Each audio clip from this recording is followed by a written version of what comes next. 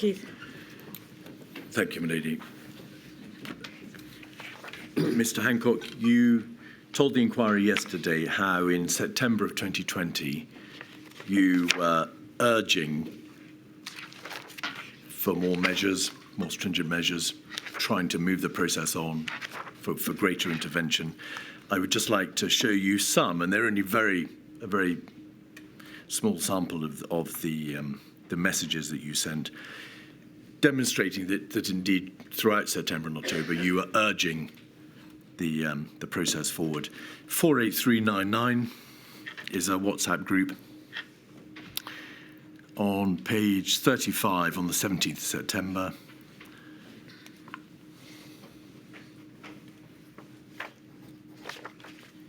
Thank you. At 5:25. To avoid national lockdown, we need to act fast in parts of the country where it's going in the wrong direction. And then further down the page at 2:00:46, 46 seconds past 2. We've just held a very alarming JBC Gold, sharp rises in the northeast and Merseyside. We need to get tiering sorted and tougher local action in place pronto. The reference to tiering there, Mr. Hancock, may we presume that's a reference to what you said yesterday about how the tiering proposal was first debated in September. You're endeavouring there, or you're making quite plain that the system needs to be sorted for tiering. Yes. Page 38. And this is the 8th of October, 8:47.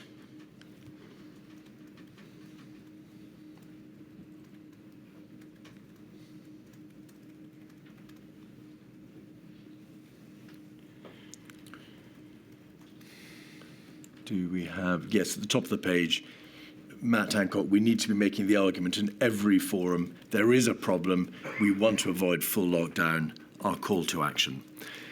And on the 9th of October, in a communication with Simon Case 129514,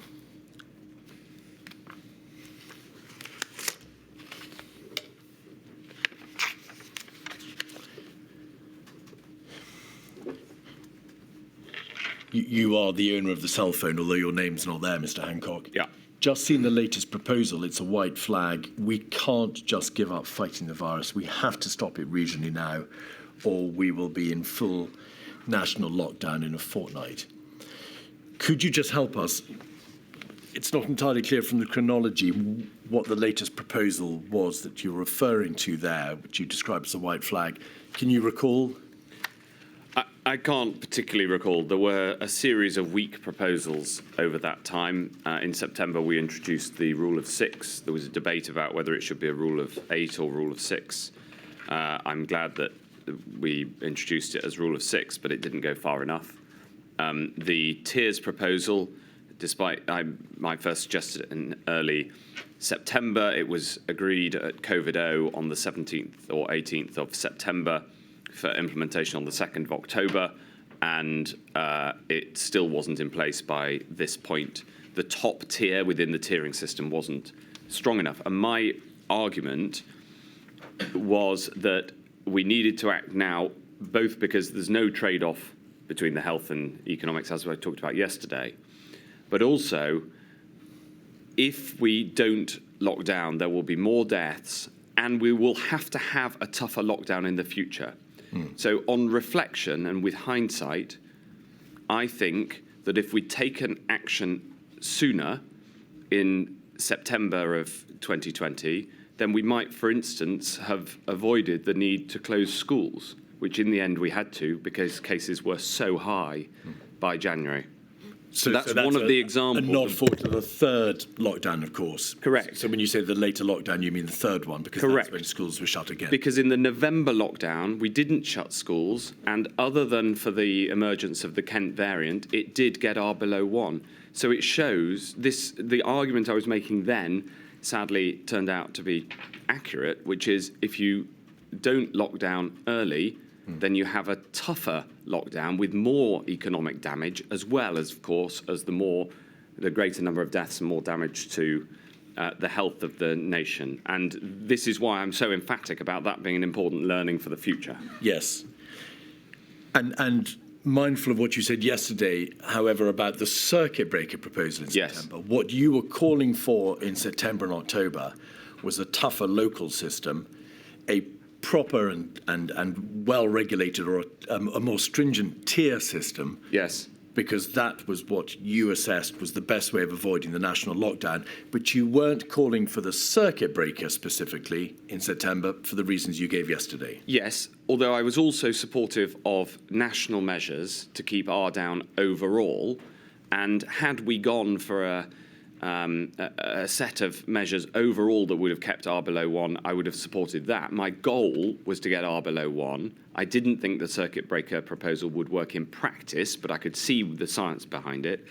I'm so sorry to interrupt, because it was too short. Because it was too short and the cases would just shoot up again afterwards. And it would risk losing public and parliamentary support. And I also, by this stage, there's a reference on the 8th of October to others are campaigning against us. By this stage, those arguing against lockdown in Parliament were formulating a group, they were coordinated, they were campaigning, and this became more of a problem later on. And so we needed to keep parliamentary consent and public support. And that was one of the reasons that I thought, in practice, a circuit breaker proposal wasn't the best way forward. With hindsight, would it have been better if I'd sat down with the scientists and said, "Okay, here are my sort of practical reasons I don't think your thing will work. You haven't come in behind my tiers proposal, but all of us care about getting R below 1. What should we together propose?" But that isn't how it progressed. But I was arguing, as you can see, very strongly for action that was necessary to save lives. You were. And as you explained yesterday, at the same time, there was built into the system, perhaps a necessary part of any system for a national imposition of countermeasures, that delay between the second or third week in September, when the tier proposal was first mooted, and the 12th of October when it was announced. It took time, in any event, to get to that stage. Well, it did, but it didn't need to take nearly so long. No. In your witness statement, you say this: "I was in despair that we had announced a policy that we knew would not work." Yes. That's the tier framework. Yes. And can you just acknowledge, and I'm just going to paraphrase what you say elsewhere in your statement about why the tier system didn't work. Yeah. You've just mentioned that the tier 3 level in the tier system wasn't strong enough. Yes. And you had, in fact, been blocked when you had tried to suggest a more stringent level. Correct. Secondly, epidemiologically, a system based on shifting tiers was always going to level up. And thirdly, you describe how the way in which there was a local negotiation with the regions which were placed into particular tiers, higher tiers, meant that there was a degree of negotiation, delay, confusion with what packages might be introduced, and then confusion for the public. Yes, and sadly, this is how it played out. So, when the announcement was made, the proposal was that under Tier 3, there would be a baseline of national measures, and then further measures would be agreed with local leadership. And when I say that I knew that wouldn't work, it was because local leadership had, up to that point, largely demonstrated that they were under significant political pressure not to accept measures. Now, there were exceptions to this. For instance, the mayor of Liverpool, Joe Anderson, not the mayor of the Liverpool City region, who I know has been a witness, Joe Anderson, unfortunately, no longer with us, he was incredibly supportive, and we ended up in Liverpool having a package of measures that was effective after a very constructive negotiation and discussion, and in a spirit of collaboration. Despite, he was a Labour mayor, the parties really didn't matter at this point. Right. But others were not constructive, and in some cases actively unhelpful, and I felt put politics ahead of public health. And I don't want to go into the detail of it, but it's right that we acknowledge that. Is that what the entry in Sir Patrick Vance's diary is to? There's a reference to Manchester and the very difficult negotiations that went on in relation to Manchester. Yes, I would say that the diary entry might be better written as political leadership in Liverpool and political leadership in Manchester. I've got no beef with the fine city of Manchester. Your statement makes plain that as the end of October approached, you weren't winning the argument for a national lockdown. You therefore took the step of asking health leaders to make the case for a second national lockdown. Yes. It's self-evident. Was that necessary? Yeah. Because you felt you were losing the argument. I felt like there was we were in a campaign to win the argument, and others were using. Whereas up to this point, I'd essentially argued internally.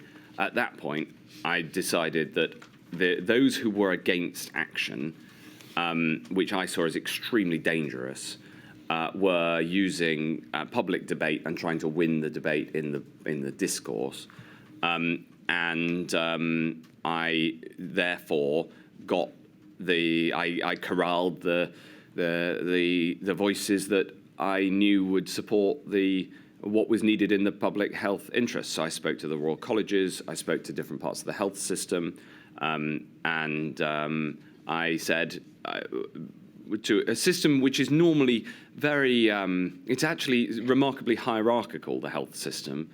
And I said, get out there and make the case, get out there and explain what will happen if we don't take action now. And boy, they did. And because I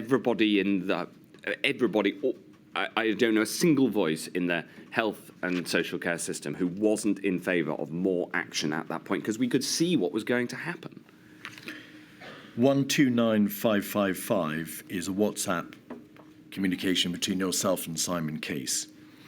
And you say in terms, and this is the 30th of October, Mr. Hancock, so obviously there is enormous debate and very difficult debate in government as to whether or not the second national lockdown should be imposed.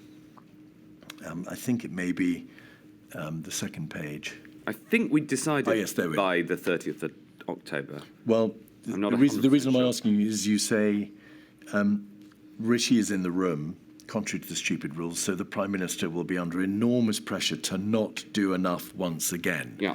And so given that that's the 30th of October, my question, in fact, is, was that a reference by you when you say to not do enough again, once again, the decision to make the lockdown?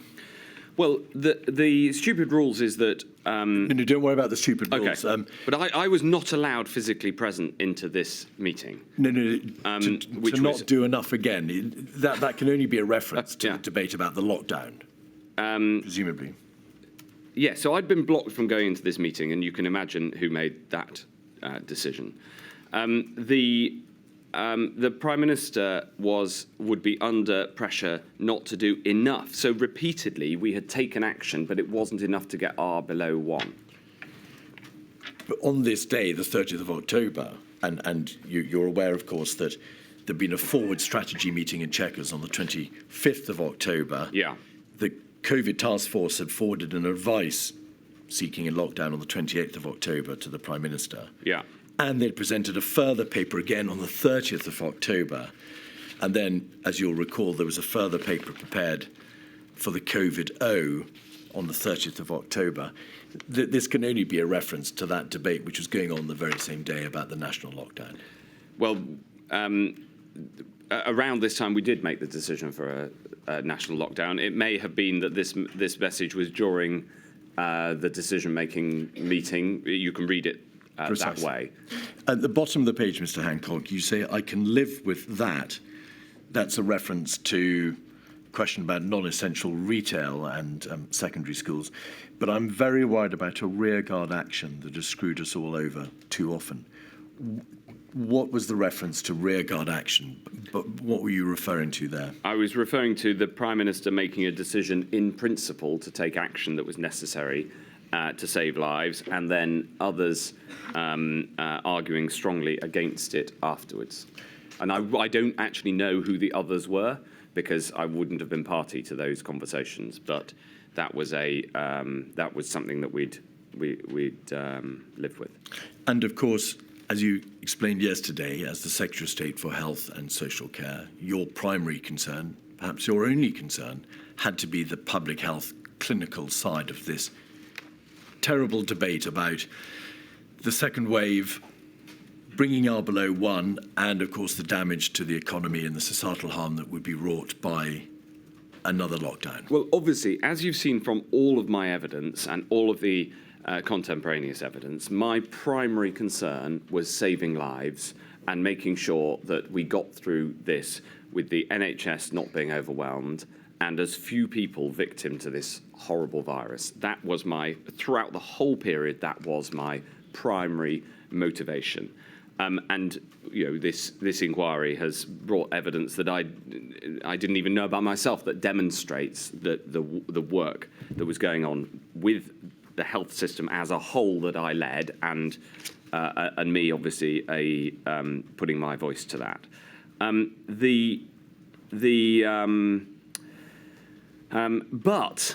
But, and this is a crucial point,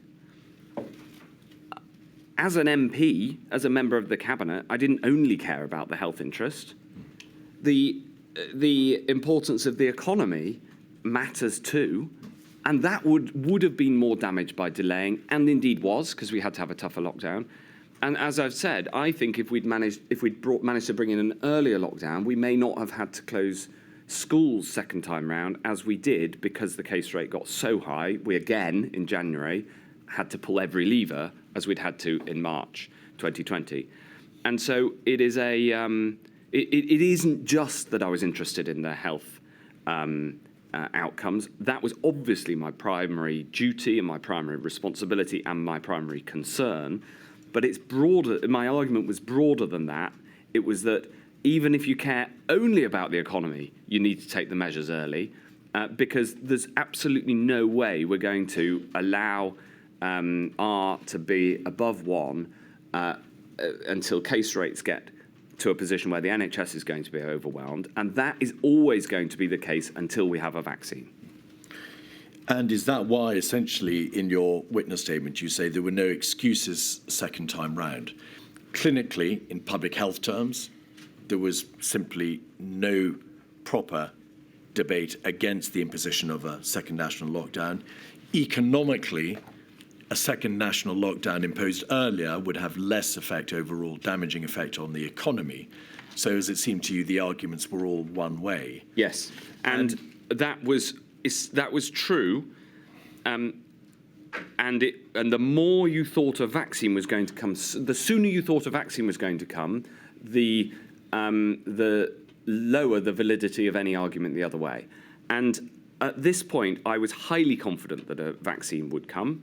We'd seen the animal trials and the phase 1 trials on humans, but by October there was a quote brief from somewhere in Whitehall saying Matt Hancock is the only person here who thinks there is actually going to be a vaccine, said a Whitehall source. It's a running joke with other departments. But I was looking at the evidence, by the way, which was publicly available, that there was going to be a vaccine. To give him his credit, the Prime Minister always thought there was going to be a vaccine as well. And I'd tasked the NHS on being ready to deliver a vaccine from the 1st of December as the reasonable best case scenario. It was nice to be able to talk about reasonable best as opposed to reasonable worst case scenarios. And in the end, we started on the 8th of December. But that's important for these considerations, because if you think a vaccine is coming with any degree of confidence, then all of the arguments about resisting lockdown measures fall away, because the action that you're going to have to take will be temporary. If you think there's never going to be a vaccine, then it is a much more difficult conundrum. But by now, we were pretty. Those close to it were pretty confident there was going to be a vaccine. And so for all those reasons, the position you reached was that the argument strongly favoured an earlier lockdown than was in fact imposed, and there was no real argument against the imposition of a lockdown, second national lockdown in principle, for all the clinical and economic arguments to which you've made reference. Correct. Right. You weren't, I think, your statement doesn't suggest that in relation to the third lockdown, you had any real doubt about the wisdom of its imposition. Clinically, in public health terms, and presumably for the same reasons, the economic arguments, there was no option but to impose a third national lockdown. Absolutely. And by that stage, because the case rates were so high, we again had to pull every lever, which included, unfortunately, having to close schools. And the prevalence rates were so high, in part you describe because the November lockdown had not been long enough, it had not been imposed early enough, and also you thought that there were very real mistakes in relation to the regulations which had been put in place in December and over Christmas. They'd all contributed to the high prevalence rate. Well, there was an additional complicating factor, which was the alpha variant, which was more transmissible, and therefore by then we'd come to quite a good calibration of what MPIs you need to keep R below 1, and we'd got to the point where that was embedded within the tiers system. But unfortunately, the alpha variant blew those calibrations because it transmitted faster, but we didn't know exactly how much faster because it was a new variant, and so therefore we had to pull every lever. And I remember after we'd made the decision, I think it was on the 4th of January, to go into another full national lockdown, I remember the 2 weeks after that as harrowing, because the case numbers kept going up, as they had in March after we'd pulled every lever, and there was nothing more we could do. And because this was a new strain, again, we didn't know whether everything would be enough to get it under control. And thankfully, we did get it under control just before the NHS was overwhelmed once again. Because of the perennial debate, the overriding imperative, as you saw it, to bring R below 1 because of all the terrible consequences. Yeah, not just as I saw it, as logic requires. I'm asking you the... Yes. Just please now, finally, Mr. Hancock, one or two concluding and disparate issues.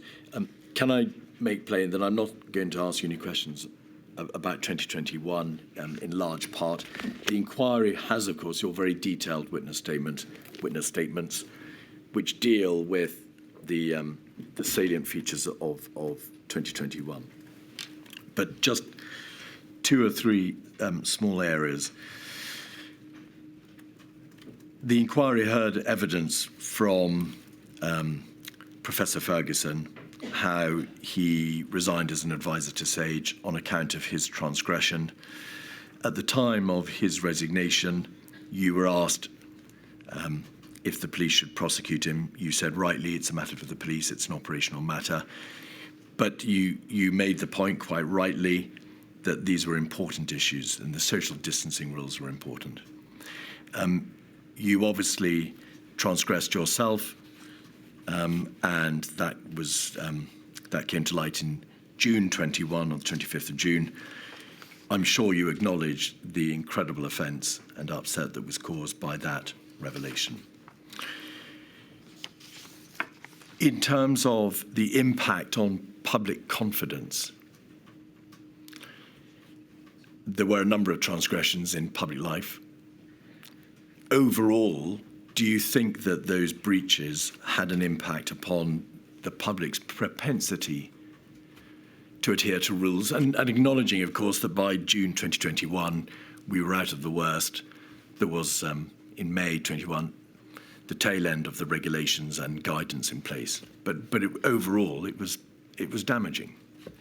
Well, what I'd say is that the lesson for the future is very clear, and it is important that those who make the rules abide by them, and I resign in order to take accountability for my failure to do that.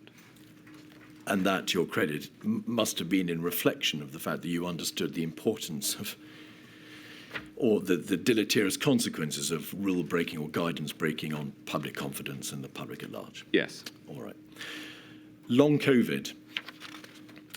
Your statement makes plain that from an early stage you asked NHS England to consider what could be done, and you asked Simon Stevens to develop plans Yes. for addressing the issue of long COVID. From your assistance to the promulgation of NHSE guidance in June and the announcement in July by the National Institute for Health Research and UK Research and Innovation, and also your convening of a roundtable in July, Yes. it appears very clear that you were alive to the concerns about long-term sequelae from the COVID infection. I was alive to it from before the infection reached our shores. Chris Whitty raised the concern about the potential of some kind of post-viral fatigue syndrome, which happens with other viruses as well.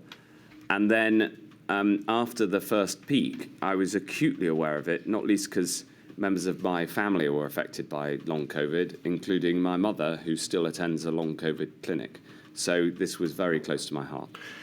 To what extent, when you and your colleagues became aware of long-term sequelae and the long-term consequences of infection, did that understanding feed its way into the debate about the mechanics of non-pharmaceutical interventions and then subsequently the relaxation of restrictions? What role did, or to what extent did the issue of long COVID play out in the debate about the mechanics of NPIs? Well, it matters, of course, because it makes the virus even worse. It makes the impact of the virus even worse. And so it reinforced the arguments that we were making already. Of course, the best way to avoid long COVID is to take the measures necessary to reduce the amount of COVID, full stop. And so it actually calls for the same policy prescription in terms of preventing COVID and therefore tough NPIs to keep R below 1. But it also required more research and support from the NHS, who found it quite difficult because it was a new disease and because of its nature presenting in many, many different ways. They found long COVID quite difficult to categorise at first. And so with Simon Stevens, we worked together to bring forward long COVID clinics that could look across the range of conditions that are loosely gathered under the term long COVID. As I say, I cared a lot about this for personal reasons as well as professional reasons, and we didn't need sign-off from the centre. We just got on with it. Do you happen to know why, notwithstanding the considerable amount of work done on long COVID from the very early days and throughout the summer, particularly of 2020, the public campaign about long COVID wasn't launched until I think October? Do you know why there was that potential lag in the communication side of the debate? Yes, I think it was essentially because understandably the clinicians found it hard to get a handle on exactly what the term meant at first. I knew what it meant, and those suffering from it knew what it meant. But turning that into a formal protocol would normally have taken a lot longer, but it was one of those things that happened. It took some months for the clinicians to put it together. I think we decided to do that was it June or July 2020, at that roundtable meeting that you mentioned. The 31st of July, yes. 31st of July, which I'd convened. And so it was put together in around 6 weeks from then. So although that looks slow in the context of the pandemic, that is fast in the normal context of medical response to innovative problems. Particularly the public-facing side of the medical response. Yes, and clinicians understandably wanted an answer to the question, what exactly is long COVID, before they would go out and say that we're having a campaign on this. So that was it was a piece of work. Of course, I wish it had gone faster, and I was pushing it. But nevertheless, I can understand the reasons it took as long as it did. And finally, in relation to disparities,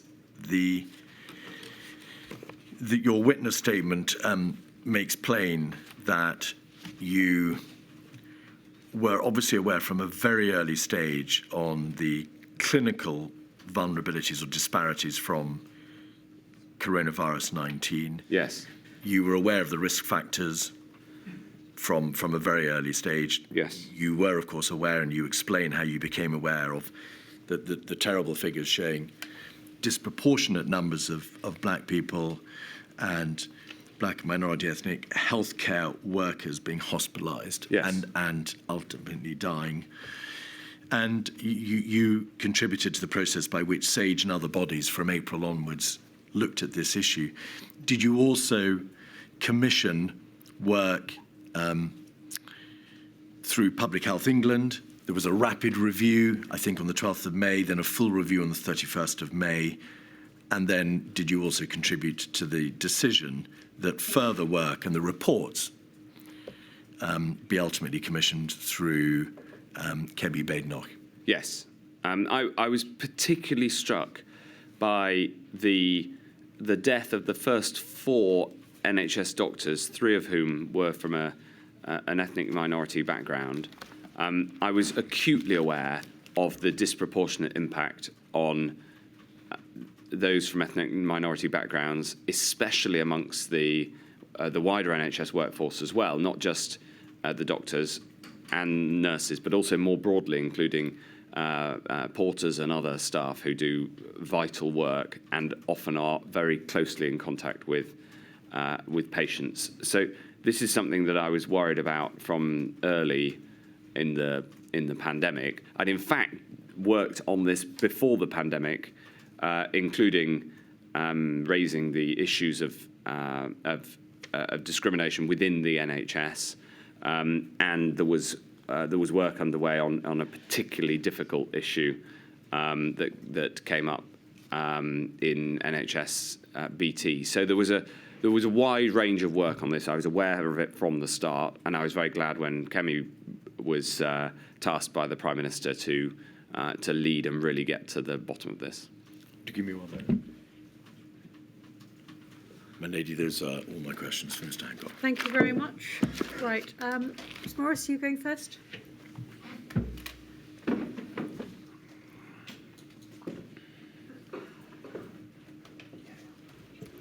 Thank you, my lady.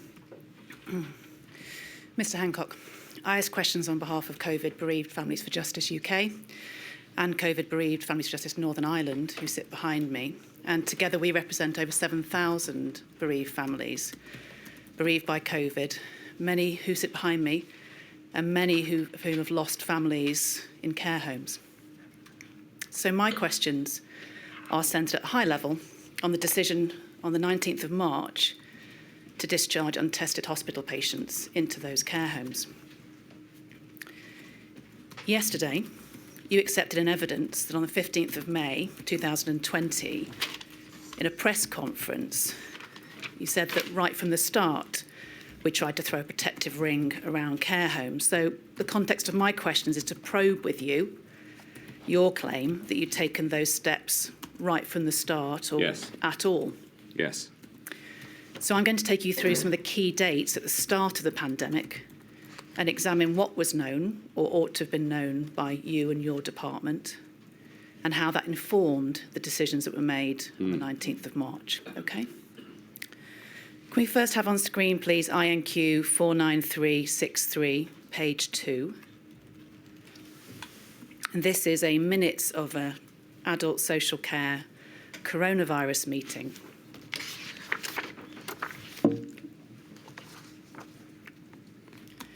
Thank you. And it's action 3, please. Can I just switch that? Thank you very much. I'm just going to move my... Thank you. Says that there was noted at point 7, this is the 11th of February 2020, commented that there were likely to be 3 ways that the virus could enter a care home: infected people moving into homes, staff and visitors, and that these should be considered during the response phase. Yes. So the question is this: what was done to minimise those 3 different routes of infection prior to the hospital discharge policy on the 19th of March? Yes. So this document is from the 11th of February. Correct. For context, there were under 5 cases in the UK at that point. So this is very early on in thinking about how we are going to handle the pandemic. But it was clear from this point that the virus had its biggest impact on those who are older and had underlying vulnerabilities. So we knew that there was a problem, and we knew there was a significant and specific risk for those who lived in care homes, and in particular care homes that looked after older people. And in particular, these 3 ways present 3 potential breaks to any circle or any ring of care. Is that fair to say? Yes, absolutely. And we considered these from throughout in terms of how we could best support and protect people in care homes. In fact, the work had already started before this, and we had the first Adult Social Care National Steering Group, for instance, on the 5th of February. Yes, and I'll come back to some of those steering group minutes later. Next, I've put on screen, please, INQ 74910, page 2.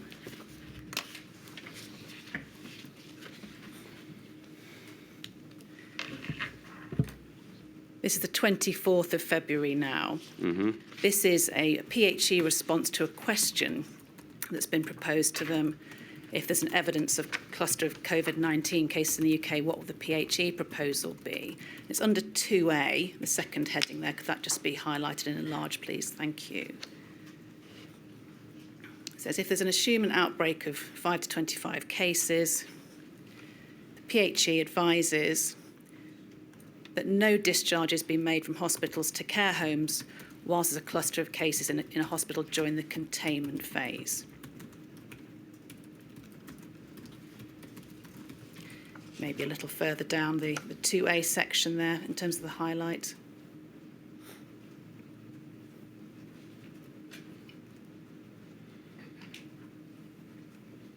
The highlight could just be expanded or lowered down, please, just to highlight the bottom of those bullet points. I'm grateful.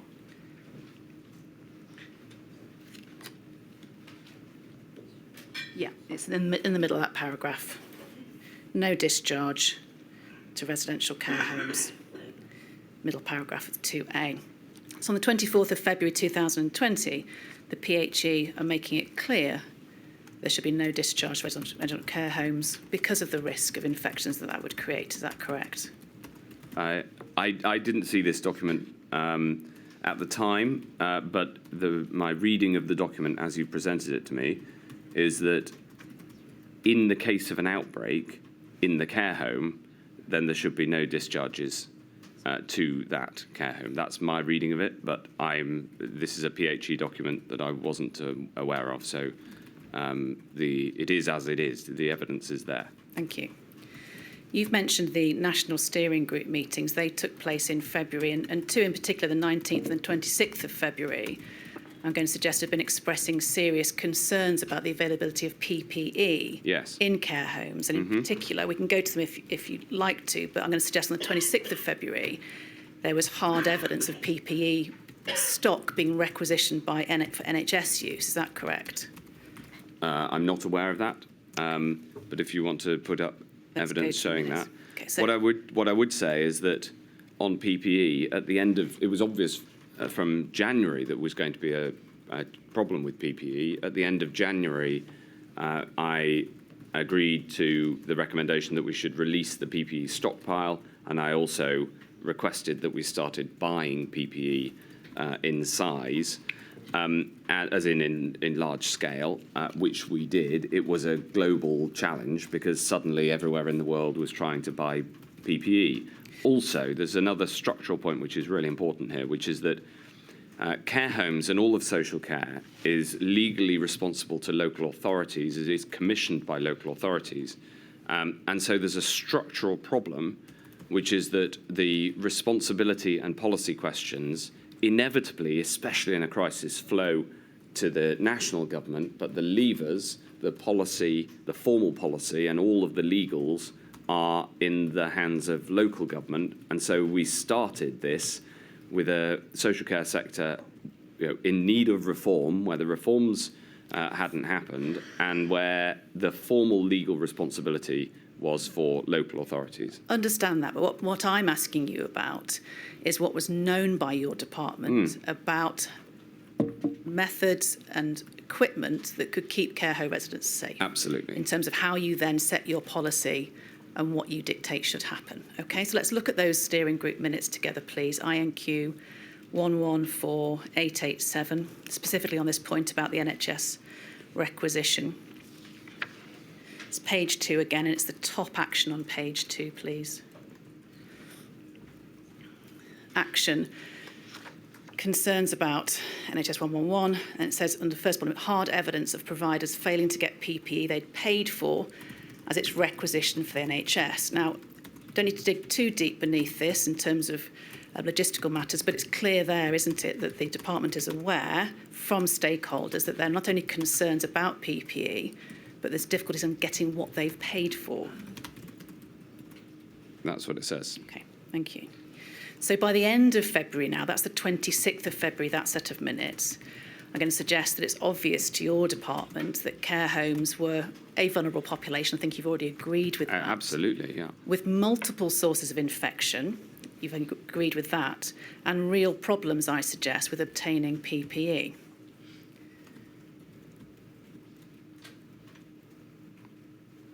Would you agree? Yes. So moving into March, you told Mr. Keith yesterday that Helen Whately had come to the very firm view, on or around the 2nd, that plans for the care sector were non-existent or inadequate, were your words, and she was messaging you about that. The 3rd, yes.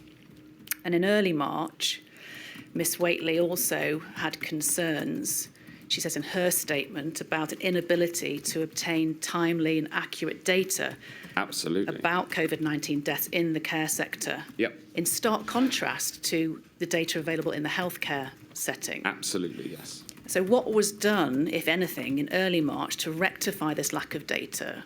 Well, we acted to try to make sure that PPE got to care homes and took action on that front, not least responding to the concerns that have been raised by the sector. And in terms of data, gathering data was extremely difficult because of the lack of a direct relationship, contractual relationship between the department and care homes, unlike the department's direct relationship with the NHS. Okay. Touching on PPE again, you've said in your statement on the 5th of March, Miss Whately also continued to warn that PPE provision in care homes was inadequate. Yes, she was very worried about it. She met the chief social worker on the 4th of March as well to discuss the concerns around the preparations in care homes. What this all demonstrates is as much action as possible from the top of the department to try to solve these problems, which ultimately were started with the structural makeup of social care, which is a decision that can trace its origins back to the foundation of the NHS in 1948. As we'll see later from another document, in fact, PPE was only sent out to care homes on or around the 19th of March, the same day that the discharge of thousands of patients was ordered. But I'll come back to that. Chronologically moving forward to the 6th of March, you open a departmental meeting on social care. We can have that on screen, please. INQ 49530, page 1, and it's the first bullet point, please.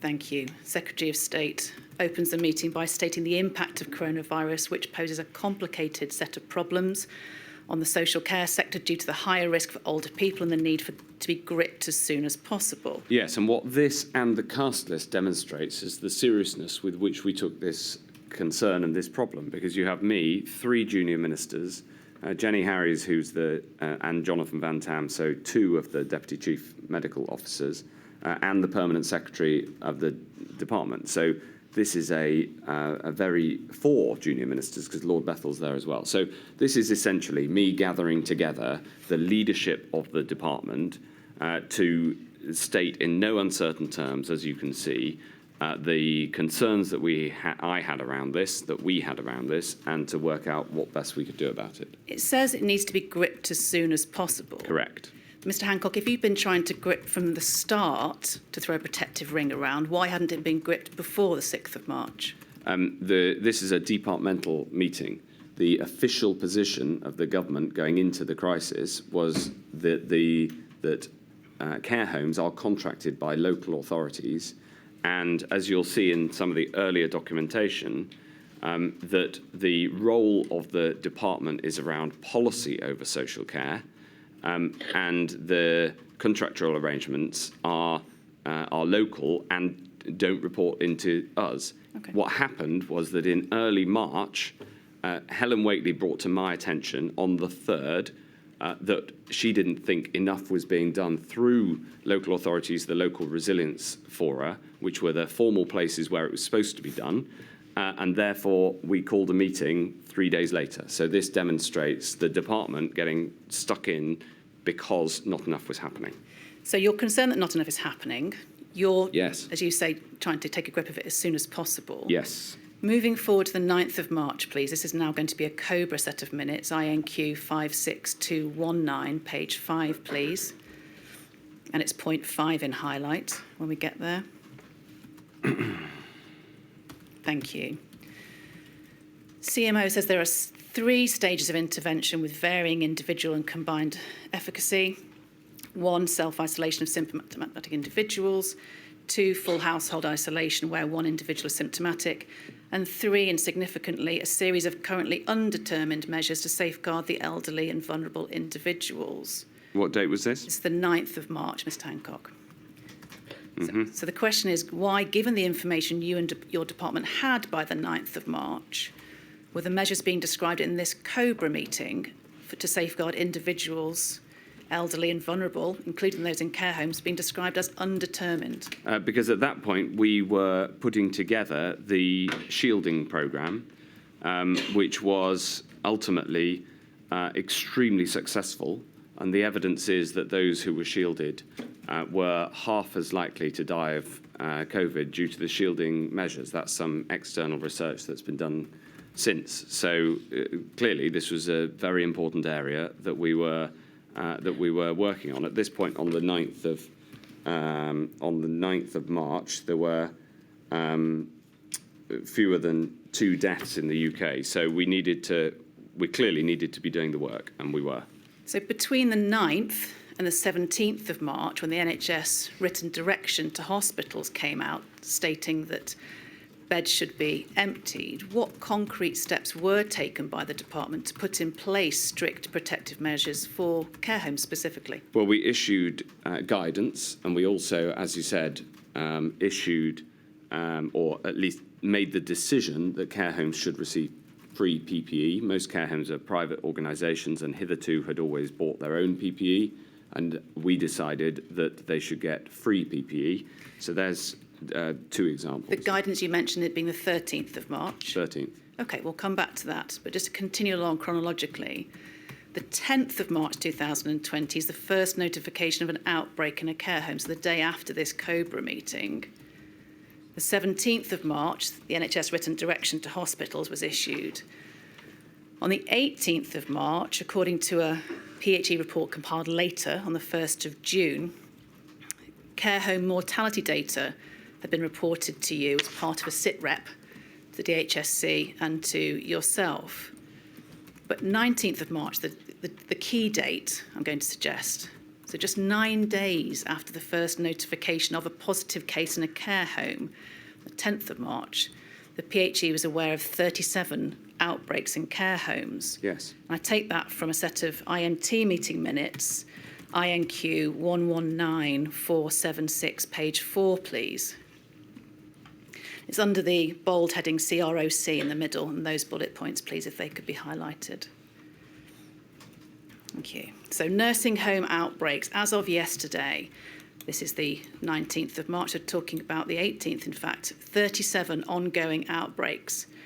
All healthcare protection teams are getting multiple calls from care homes. These are likely to result in deaths over the next 3 to 5 days. You also see the bottom bullet point there. There are 24,000 care homes in England. Delivery of PPE is starting today. Yes. This is the free PPE you've touched upon a moment ago, being sent out from central resources to care homes, yes? Yes. So this is the day, the 19th of March, when it's known that there's 37 outbreaks, that the guidance is issued to discharge patients from hospital to care home settings without any testing in place. Well, the testing capacity was much too small at this point, and You've accepted that yesterday, and that's helpful.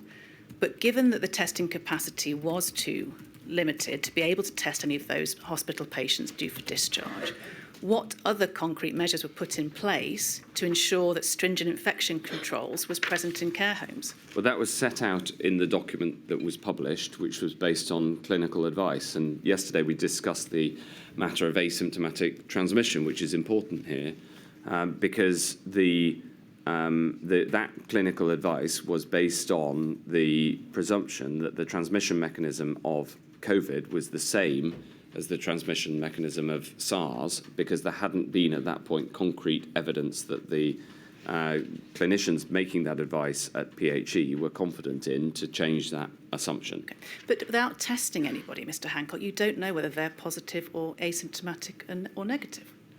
Indeed, but we didn't have enough tests. At the same time as this is, I think, 19th of March. It is.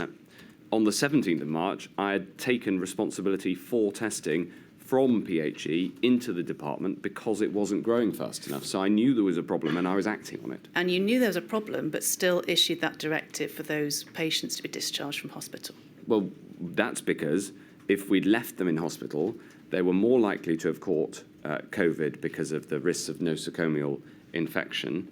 And as the Gardner case found, it was rational and reasonable to make sure that they were in the safest place that they could be.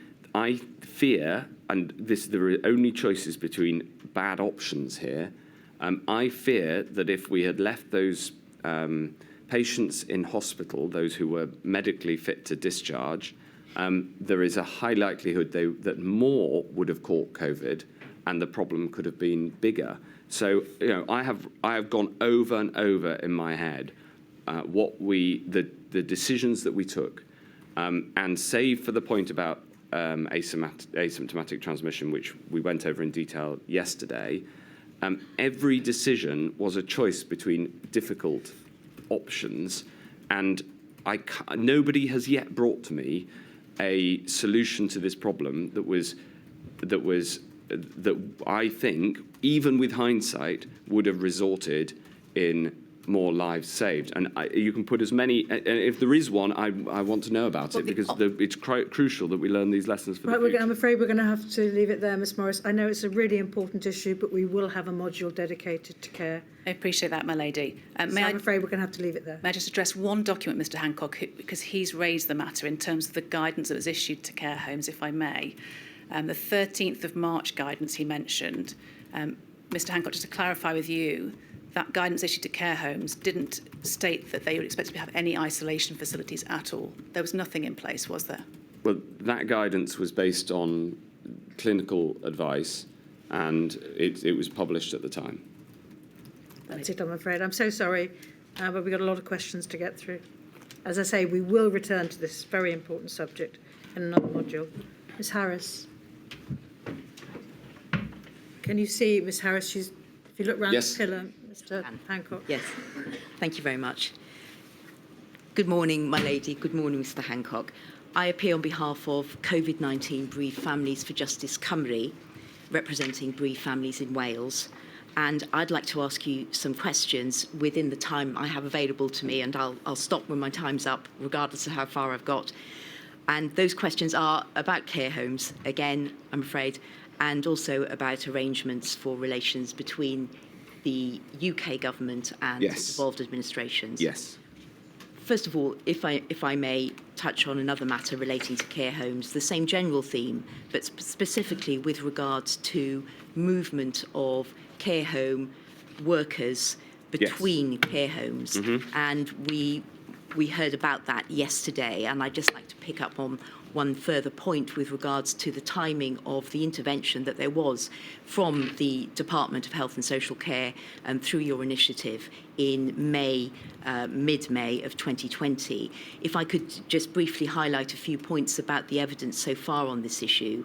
Yesterday, you referred to there needing to find a balance between what you referred to as two unpalatable outcomes, and referred to there having been worries about not having enough staff in care homes. And you obviously mentioned the guidance or recommendations which were brought in mid-May 2020. So action was taken in this area then, which included also an infection prevention fund. So there was also financial support that came in at that time. £600 million and also the relevant support for the devolved administrations. Thank you. And in your witness statement, you have highlighted, and you've, of course, made this very clear in your evidence generally, that very early on, and you state from January 2020, we considered that care home residents were some of the most vulnerable to the virus. Yes. That was clear from the outset. And if I could just highlight one other point, a general point as well here at the outset, you have mentioned the division of responsibilities for this sector, and that there was a certain complexity around that. Yes. Because the levers, I think was the way you put it, were in the hands of local government, local authorities. That's within England and, of course, devolved. Thank you. And that care is commissioned by local government, Correct. Local authorities. But it is right, of course, and I think you have acknowledged this, and it's also stated in the witness statement of Sir Christopher Walmold, where he sets out these structures, that, of course, the Department for Health and Social Care is responsible for national policy. Yes. Yes. And for things that only the centre can do. I think that was the phrase that we used to describe where our responsibility rightly started. In the end, we took more responsibility than the formal policy at the start. But at the start, the idea, or in normal times pre-pandemic, the idea was that the responsibility of the department is for policy and for things that only the centre can do. Yes, thank you. And then just to highlight the further key points in your witness evidence, then, in your third witness statement, you've dealt with this issue quite specifically, and you refer to identifying the movement of staff between care homes as a vector for transmission. Yes. That's your phrase. And you say that the moment this became clear, I pushed hard to limit and then ban staff movement.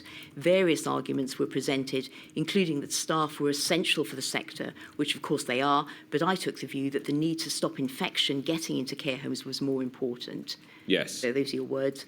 And then you refer then specifically to the care home support package and the funding support that was made available and guidance, further guidance in June 2020. Yes, although it's worth saying that infection control fund first launched in May 2020 and then added to later, also funded, and I think primarily funded, the support payments for staff who were ill, because there was evidence afterwards, and it's intuitively clear that if you pay staff when they are ill, then they're less likely to go to work if in doubt, and that was an important way of reducing the ingress of the virus into care homes. Thank you very much. So the guidance and the funding that came in mid-May was important in those two respects. Two ways, yeah. Thank you. You have, and just to complete the aspects of your evidence I'd like to highlight, you say in your main witness statement that the action that we took to restrict staff movement reduced infections significantly, and that it is a vital lesson for the future, for future pandemics, and indeed for normal times. Yes, so I think this is important for containment of flu, for instance, in non-pandemic times. It's important to know that staff working in more than one care home increases, in some cases significantly, the risk of communicable diseases. Vital in pandemic times, but important given the risks that communicable diseases like flu pose to care home residents in normal times too. Thank you. And to come to my question, and you have indeed already highlighted that as at early March, there was a concern about getting to grips with this sector. Yes. I think that's fair. Yes. You know, when in early March it became clear that the formal government processes, which was how the relationship with care homes was meant to work, when it became clear that not enough was being done, as you can see from the documents that have just been shown by the previous in the previous discussion, we threw ourselves at this problem. Yes. Yes. And I think what my question is really directed at is not enough being done and how that arose. And we understand that there was the structural complexity in this area.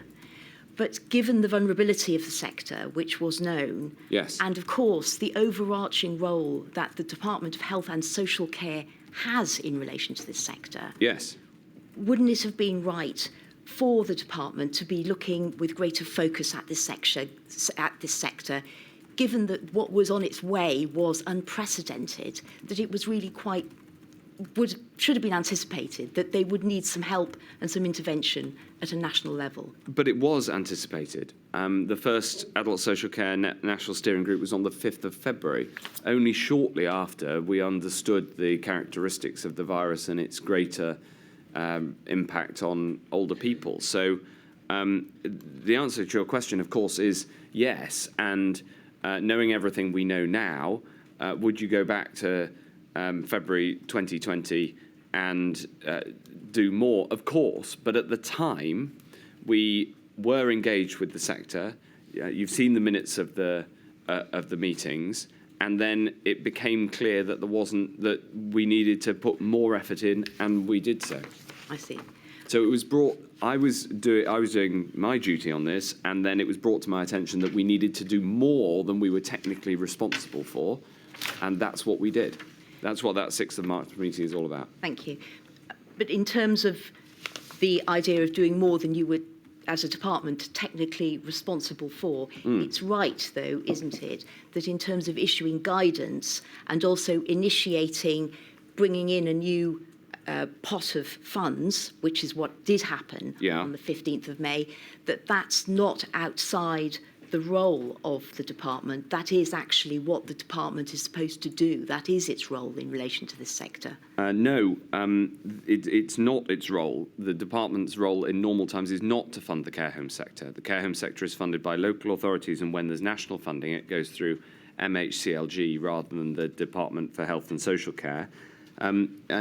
Indeed, we put 1.6 billion into social care via the NHS on the 19th of March, and you'll see from the paperwork around that decision that the route through which we put that money in to get it in fast was unprecedented.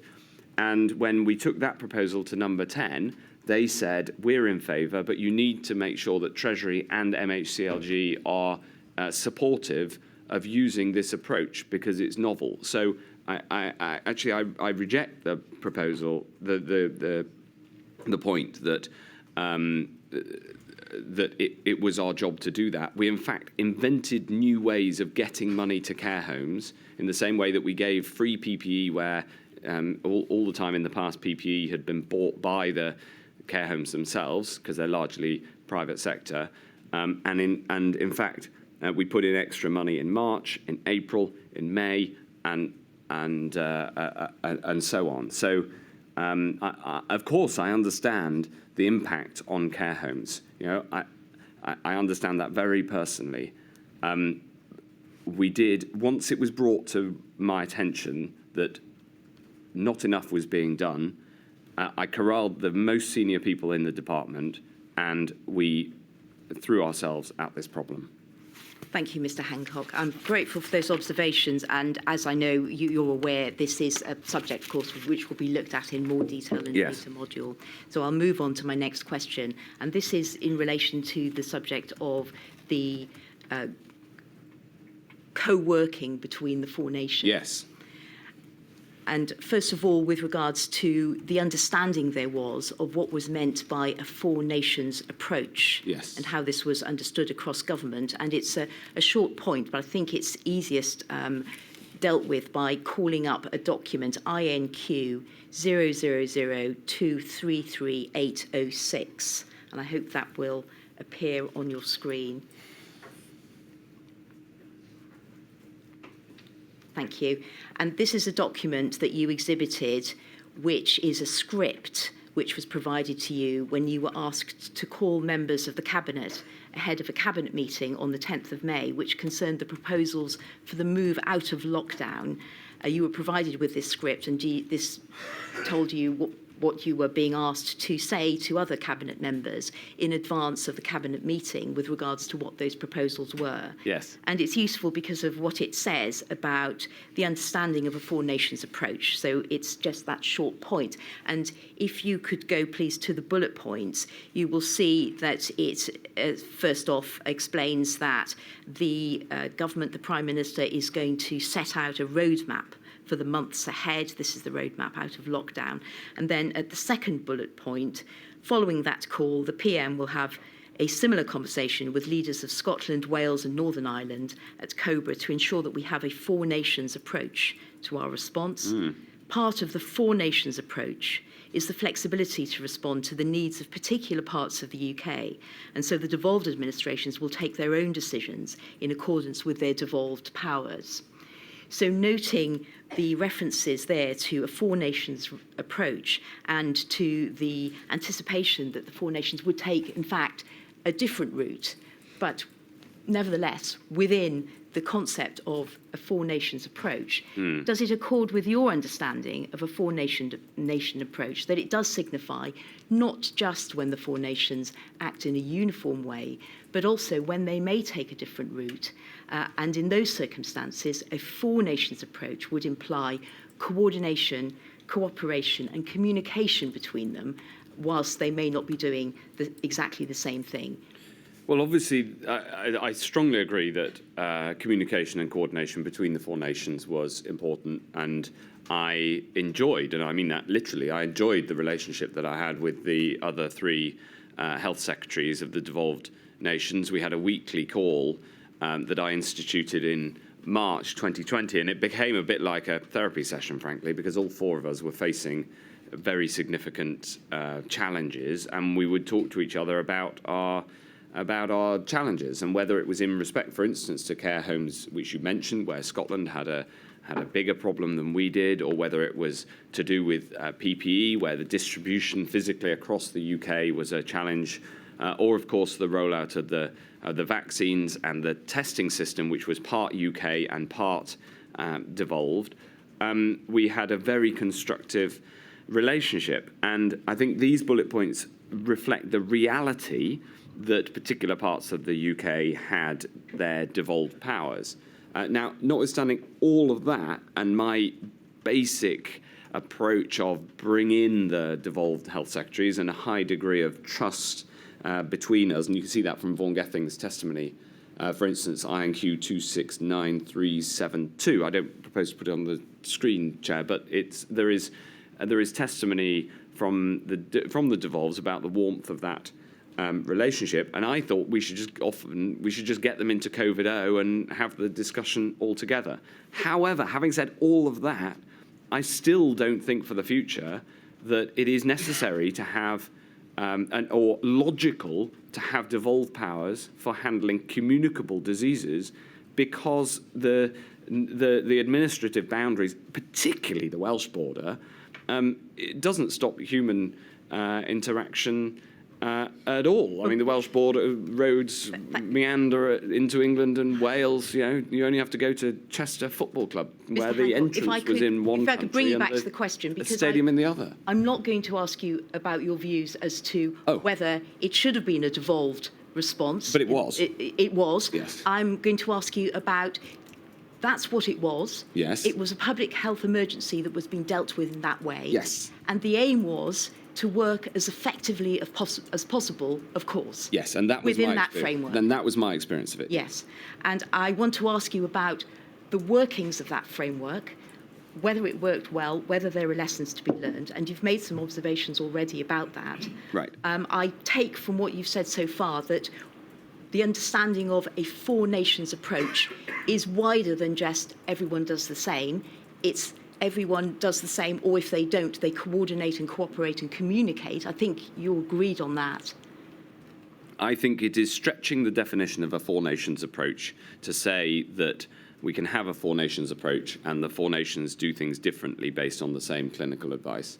So we don't. So we don't I'm agree not. on that I'm not as a meaning. enthusiastic about that. I don't think that it is constructive. I recognise the constitution and the devolution current settlement, but if I If I may, one, Mr. I'd Hancock, do it I think perhaps differently. you're straying into the wider issue. I'd like to bring you back to working Yeah. with the system as it was, Yeah, okay. and moving on then from definitions about a four nations approach, which leads us down a wider path. Yeah. I see. I'd like to ask you about the group that you set up, Yeah. which with your counterparts, and there was some praise for it in the evidence, which I think you've seen, that it worked well, suggesting that it worked well. So you had spotted, as the way you put it in your witness statement, is a missing piece of institutional infrastructure. Absolutely. Which was the four nations' health ministers or health and social care secretaries of state Yes. getting together Yes. in order to communicate in what might be the appropriate way, and Yes. I need to ask you about that. Yeah. And this was also a WhatsApp group as well. It was. And in fairness, to set the context, there is a comment on that WhatsApp in the messages stating specifically that it worked well, and appreciative words of the focus and frank discussion that was had Yes. in that group, Yeah. and also in a report which the inquiry has seen from Professor Henderson. There is there a record of a report of that group being positive, a positive experience by one of the other secretaries of state. On the other hand, there is also evidence before the inquiry which comes not from one of the participants, but from Mr. Mark Drakeford, First Minister for Wales, where he makes the general point that his impression was that meetings between ministers were held at short notice, sometimes without agenda or papers, and from views expressed to him by Welsh ministers, that in many cases the UK government called these meetings with the devolved governments in order to inform them of decisions already made, rather than that they were a forum for joint decision making. Now, putting to one side the fact that I understand your general view that things should have been structurally different, Yeah. but they were what they were, Yeah. and we know that you wanted to work as effectively as possible Yeah. to make the response as effective as possible. Mm-hmm. Can I ask you for your appraisal of those meetings? Were they adequate to provide that missing infrastructure?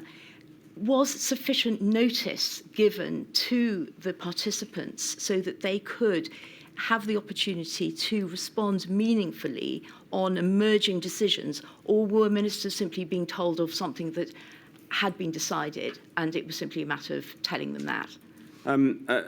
If all of the above. It depends on the circumstances. In the health ministers, sometimes, of course, we'd call things at short notice. And I've, Chair, if I may, a couple of times I've seen in evidence people complain about things happening at short notice. Well, sometimes it was necessary to do things at short notice. And sometimes we had to take decisions. For instance, some of the early local lockdowns, we had to move fast when the data became available. In this case, sometimes I would call short notice meetings. I might even go on the WhatsApp group and say, there's something important come up. Can we find time for this today? And for instance, or ask a private secretary to organise something at short notice. But we also had, in the case of the health ministers, a weekly drumbeat. And more typically, if there was an issue that came up, we would put it into the next week's agenda, and any of the although I chaired the meetings because I have both UK and England responsibilities, anybody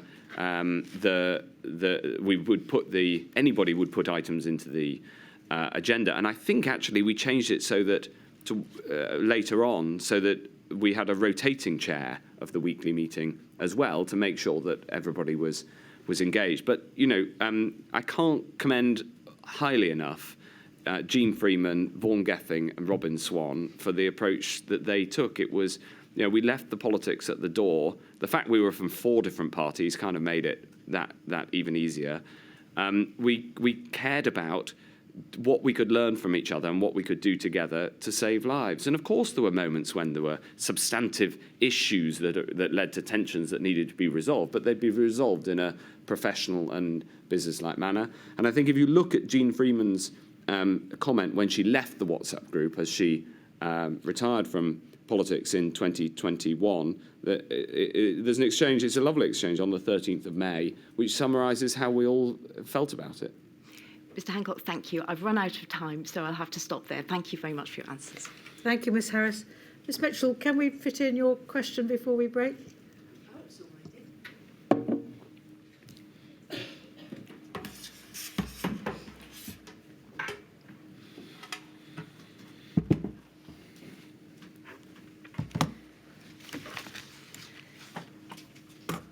Mr Hancock, I appear as instructed by Amar Anwar and Company on behalf of the Scottish Covid bereaved.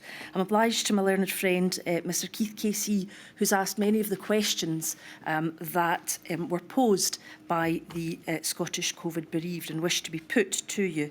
I just want to ask you about one area at the moment, and that is public communications between the UK government and the Scottish government.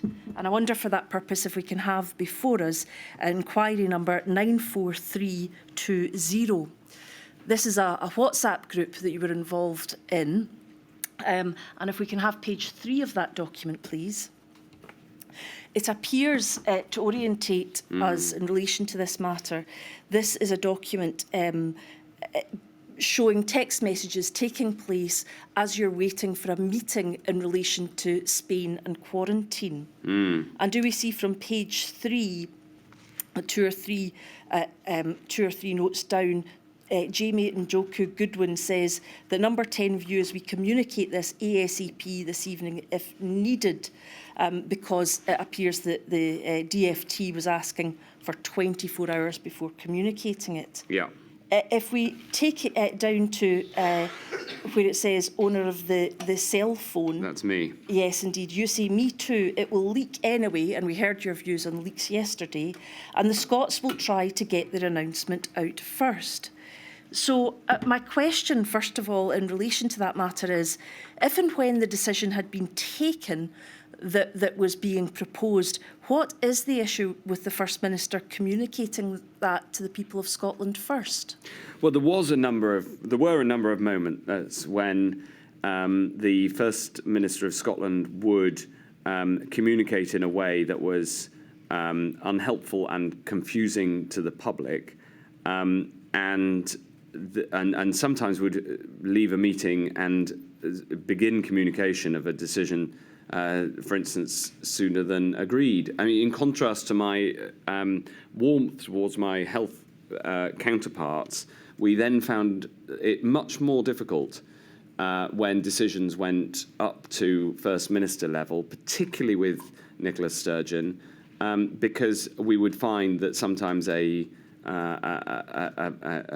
some kind of spin was put on what was essentially substantively the same decision. So that was it was a frustration. I've got to be honest about that. You've made a number of assertions there. First, can I pick up, was there agreements made about the timing which were breached? Sometimes, as far as I'm aware, yes. But this, of course, my reference here is when there's a decision that has First Minister responsibilities. If we had a discussion, which for me was much more frequent, of course, with health level, and we all agreed on a communication plan, I have no recollection of any of those being breached. So you believe that others were breached in relation to meetings that you didn't know about, but none that you did know about? No, of course, that's not what I'm saying. What I'm saying is it was far more frequent for me to be involved in the meetings with health ministers. But yes, of course, I was in meetings where there would just, instead of a cohesive communication to the UK public about an agreed decision, including decisions agreed across all 4 nations of the UK, there would then be confusing communications, differently put, and that undermined the UK response as a whole, and it is regrettable. Mr Hancock, were you aware that the UK government's public communications suffered significant problems in being able to failure to distinguish between phrases in relation to England, the UK, this country, and using the term British meaning England? Were you aware of those difficulties? I was always very careful to try to not confuse these important terms. Yes, but I'm asking you, were you aware of the difficulties that existed in the UK government's communication? Not as far as I was involved, no. I would use the term this country to mean sometimes England, sometimes the UK, because those terms are, if you are in the same way that if you're Scottish, this country can mean Scotland and the UK. But in terms of the literal descriptions, I'm not aware of, there's no errors on that I'm aware of. My lady, I have no further questions. Thank you very much, Ms Mitchell. We'll break now. I shall return at 25 to 12. All rise.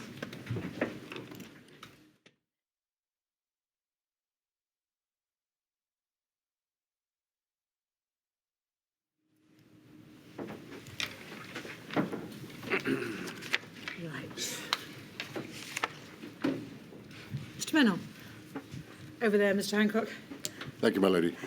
Good morning, Mr Hancock. I ask questions on behalf of a number of children's rights organisations, and all my questions are about the coronavirus regulations. If possible, if the questions allow for a yes/no answer, the briefer the better, because I have limited time. I hope you understand. The coronavirus regulations and the various amendments to those regulations became law when you, as Secretary of State for Health and Social Care, signed them. Is that right? Yes. In some cases. In some cases. Yes, it depended on the parliamentary procedure, and in some cases other ministers signed them. And the first regulations that imposed restrictions on the population became law on the 26th of March 2020 as part of the first lockdown. No, the first regulations that allowed for restrictions were put in place to ensure that we could have a legal quarantine for those individuals who we needed to under the 1984 Act in February. Yes, I appreciate that. It doesn't matter. We'll move on. I was talking really about the first lockdown. But in any event, on the 13th of May, the regulations were amended, weren't they, to allow a person from one household to meet a person from another household for the purposes of outdoor exercise. 13th of May. I can't remember the exact date, but that feels about right. And the regulations were similarly relaxed in relation to outdoor exercise during the second lockdown in November and in relation to the third lockdown in January 2021. Does that sound about right? In the third lockdown, we were clear that we were going to allow people to have more outdoor exercise because outdoor was known by then with confidence to be safer than indoors. Yeah. And indeed, in your pandemic diaries, and I can't put this on the screen because this is not on the system, in January 2021, you observed the importance of outdoor exercise for you personally in relation to physical and mental health. You used to run part of the way to work with your brother every day. That's correct, yes. Now, why didn't you, or why didn't the government, take steps to relax those regulations so that, for example, in relation to outdoor exercise and recreation, so that all young children, say under the age of 12, could play with others their own age? Well, we did consider measures like that because the impact of the virus on children was obviously much lower than on adults, and in particular on older adults. There were two concerns that were raised by the clinicians. One is that when you have children playing together, you still can have transmission from one to another, and therefore from one household to another. And the second is that when children play together, normally adults are present too, especially younger children, and therefore it might encourage transmission that way. So this is something that I remember conversations about. I don't know the date, but we were concerned that it would have an upward impact on transmission and therefore on the amount of disease and death. Which clinicians? I specifically remember a conversation with the Chief Medical Officer about this, and there is in the WhatsApps, there is reference by the Chief Medical Officer. Off the top of my head, at one point he says, I'd be more worried about the parents on the touchline. You're aware, aren't you, that Scotland exempted children under 12 from their regulations in July 2020, and Wales exempted children under the age of 11 from their regulations in September 2020, aren't you? I'm aware of the differences between the regulations, yes. And you're not suggesting, are you, that Scotland and Wales put the lives of their people at risk by effectively exempting children from their social distancing regulations as they did? I'm making the point that the discussions that we had were based on clinical advice. I know that the clinical advice was closely coordinated between the nations, and what mattered was the overall impact of the measures in place on R, and making sure we kept R below 1 and therefore kept the virus under control. So it was a matter of the overall package. Well, I should make it clear, in the interest of fairness, and we may hear more about this in a later module on education and children, but Sir Chris Whitty did not tell this inquiry that he advised you to take a different approach for England than the approach that was taken in Scotland and Wales. I think you're entitled to know that, okay? But I'm going to move on. I didn't say that he did. I think it's I've simply given the evidence of what happened in my experience. Did you know at the time, in the summer and autumn of 2020, that the former Children's Commissioner for England, Anne Longfield, and numerous charities and non-governmental organisations working with children, including those who I represent, were asking the government specifically to exempt children from the regulations from May 2020 onwards? I was aware of their public communications, and if they wrote to me privately, I would have been aware of that too. I was also aware of the overriding need to keep R below 1 in order to make sure that the virus affected as few people as possible, especially older people who could catch it from their younger relatives or contact with younger people. You're not suggesting, are you, Mr. Hancock, that relaxing the rules in relation to children would have taken the R number above 1, are you? Yes, You're of not course. honestly suggesting that, are you? Yes, of course I am. That is the clear medical position, and understandably, because one of the things we discovered was that children could pass the disease on to children, and whilst both asymptomatic, they could then pass it on to elder relatives. So yes, that was one of the many things we had to contend with, yes. And you're saying you had received medical advice to that effect? Yes. Or was it expert advice you're saying, Mr. Hancock? I think we need to pick up normally we say medical advice. Without any notice of this line of questioning, I can't give you the precise details of the documents, but it was clearly understood, my clear understanding, and essentially a consensus position that we reached. This is all obviously extremely unfortunate. It's one of the consequences of the fact that this disease passes from one person to another when you don't have symptoms. And Mr. Hancock, even in January 2021, when we went into the third lockdown, when children under 5 were exempted from the regulations, in England, children aged 5 to 12 who were too young to leave home independently were not similarly exempted. as they were in Scotland and Wales. You know that, don't you?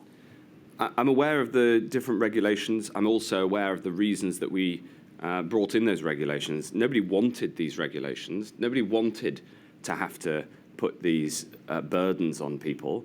But I did want to stop the virus and to stop so many people dying from it. We've seen the testimony of the consequences of this disease. It was a horrific virus, and it was my responsibility to ensure that as few people got it as possible, and that was extremely difficult. It involved doing things nobody would want to do in any normal circumstances.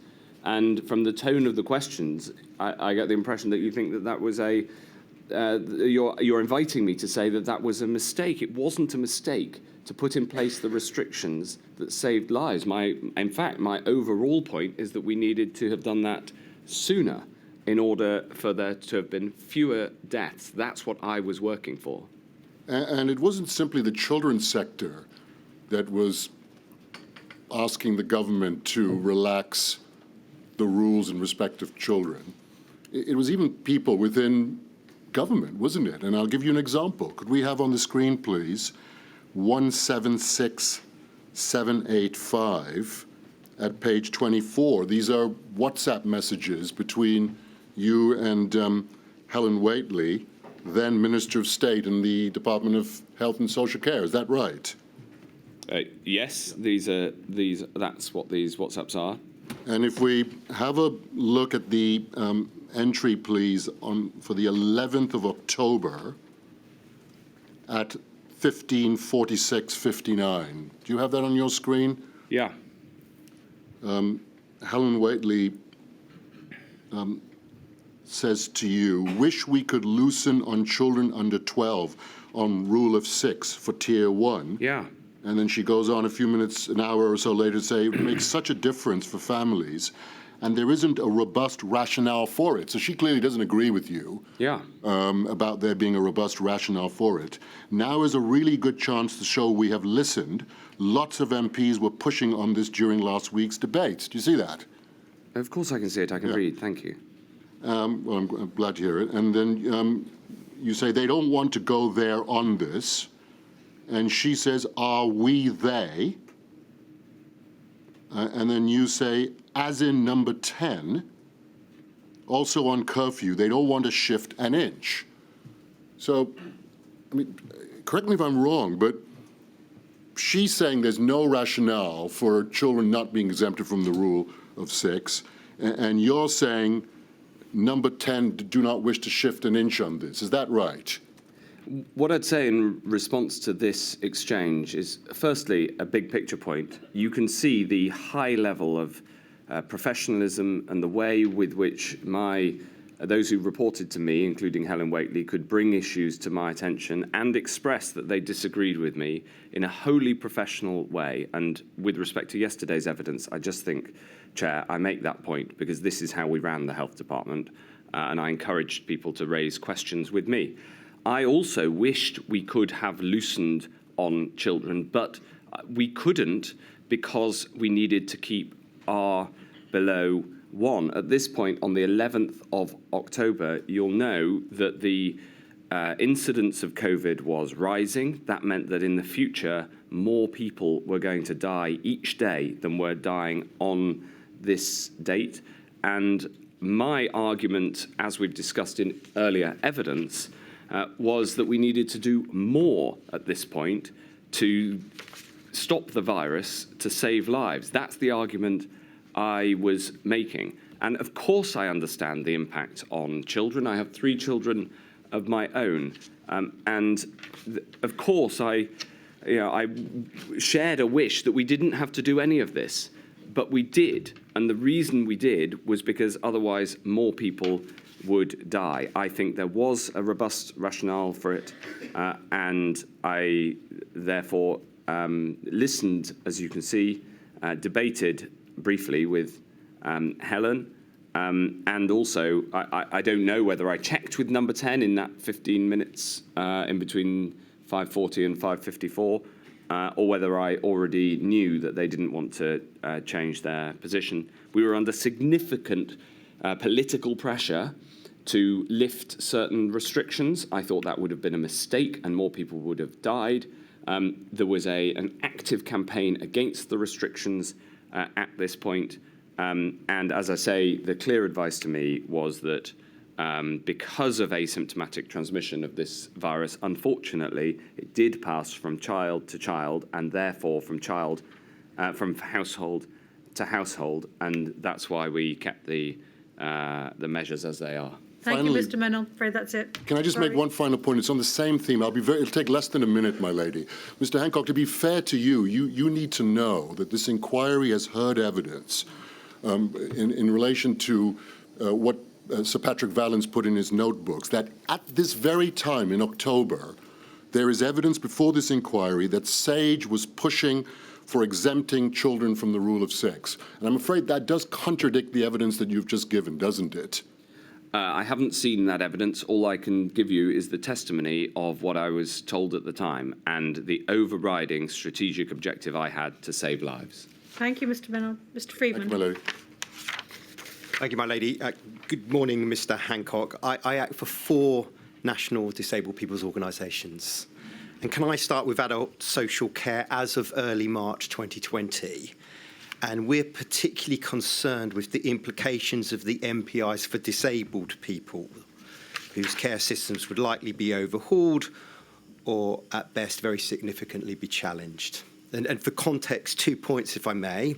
First, the annual published NHS digital records from October 2019 indicate, and I hope you're taking it from me, that there were 841,850 people who received long-term adult social care support in 2018 to 19. And that a very significant number of those people were disabled people. For Is that of all ages or of working age? I'm going to give you an example. Okay. For the example, for those aged between 18 and 64, Yeah. the most common reason for support was learning disabilities, Yeah. and that's 45.5%, followed by physical support, 29.2%, and mental health support, 20%.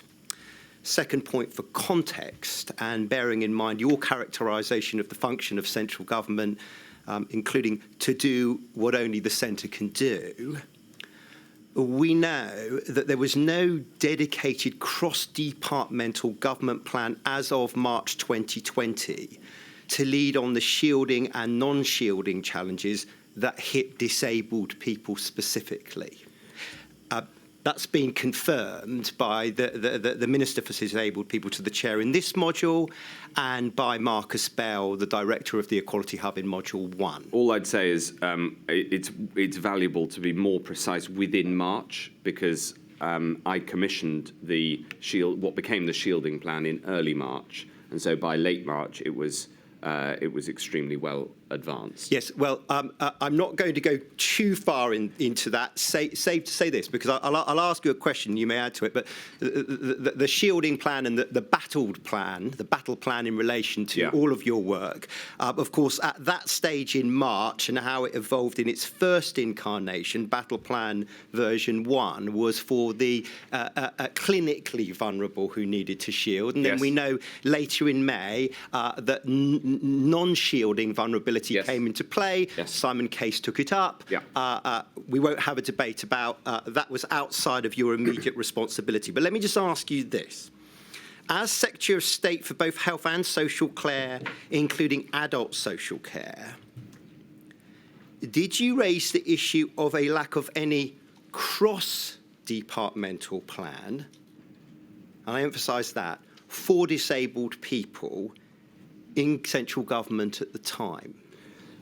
We discussed the importance of work to protect those who were particularly vulnerable to the disease. Yes. And that's and so I answer that way because we were precise about it in how we thought about it, which is what matters is the vulnerability to this disease, and therefore one disability may lead you much more vulnerable to the disease. Another disability may lead you no more vulnerable to the disease than somebody else of your age and other characteristics. Yes, so I understand that's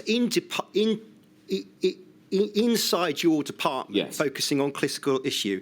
And my question is a more general one of the various vulnerabilities that were going to arise, both the clinical vulnerability that you've just focused on, Yes. and, as it were, the non-shielding vulnerability, paradigmatically determined by the nature and the harsh nature Yes. of the lockdown measures and the like. Yes. Did you raise, as it were, the absence or the sufficiency of cross-departmental government planning for the whole of that impact? My recollection is that this was discussed at one of the MIGs, the Ministerial Implementation Groups, but I don't have a date for you of that. And beyond the obvious clinical-focused responsibilities of your department, whose responsibility in government, either personally or, let us say, departmentally or institutionally, would it have been to raise the need for cross-departmental planning across the range of clinical and non-clinical vulnerabilities arising out of the COVID response? Well, the answer is that in the pandemic, that is a very big question, because the issue of those who were more clinically vulnerable was clearly a cross-departmental one at the heart of the overall response to COVID. And so the Chief Medical Officer and others would have been heavily engaged on that side.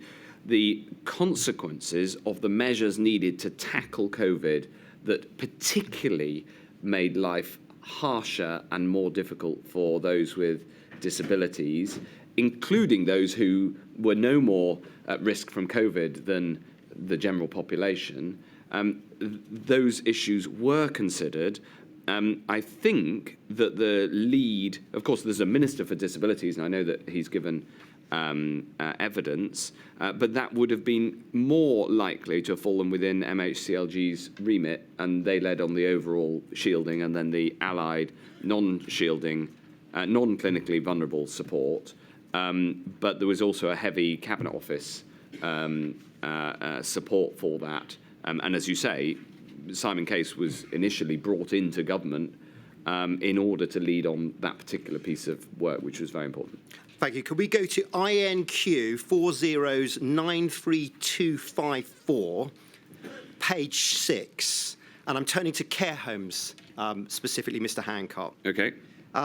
These are WhatsApp messages amongst you and your staff, but I want to focus on the one with Jamie Nyoku Goodwin. It's dated 4th of April, Nyoku Goodwin, dated 4th of April 2020. And we've seen this morning that he was actually on the 6th of March care homes meeting that Miss Morris King's Council took you to. Yes. So first, you told the chair yesterday that this was your media advisor. Yes. And he became a director of strategy later on in number 10 Downing Street. His statement to the inquiry indicates that he worked for you on media management and also wider and political strategic issues. Is that addition? Yes, that's a good summary. Yes. Now, yesterday, Council of the Inquiry asked you to look at an exchange on the 13th of May 2020 about what to say to the public about having locked down the care homes. Yeah. And he had warned you, Matt, we might have some issues with you telling the PM we locked down care homes before the rest of the country. Can I just read this exchange of 5 weeks earlier and the third JN entry on that page? On testing, do we need to have a specific push on testing in care homes? Yeah. We're testing hospital admissions and clinical patients at risks. Do we need a push on testing people in care? Yeah. Or at least we have some sort of focused effort on testing people in care. I know it's complex, and the people are dying in care homes are often people who are near the end regardless.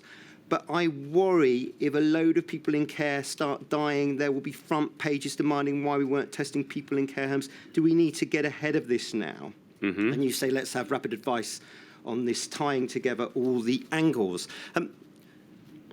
Of that message of the 4th of April 2020, when replying, you do not correct the misconception of your advisor that those in care homes include not just those who were near the end regardless, but also disabled people who are not near the end, but living in long-term residential care or settings from a young age. Now, did you have that reality in the forefront of your mind at the time? And bluntly, why not correct your advisor of that serious misconception? Firstly, I absolutely had that at the front of my mind, and before the pandemic had done significant work in trying to improve outcomes for those who are in adult social care of working age with disabilities, including trying to get more support in the community for discharge where that was appropriate. So I'd done work on this, and I, of course, knew that. The response that I gave at a time when I was exceptionally busy does the fact that it doesn't state all of that in no way implies that that wasn't what I was thinking. And asking for advice is a device I would use typically when I was brought a complex issue. I cared about it, wanted to make progress on it, but I thought that it was best not done over WhatsApp. And as you can see, 2 messages down, Layla was my private secretary, and she's on the group, and she says, I'll commission now. So this is the system. That is a typical exchange. A complex issue is brought by a political advisor. Jamie Njoka Goodwin was one of the most exceptional public servants, and his advice to me was excellent. And I respected it. However, he's coming at this from a comms angle in terms of what the newspapers might say.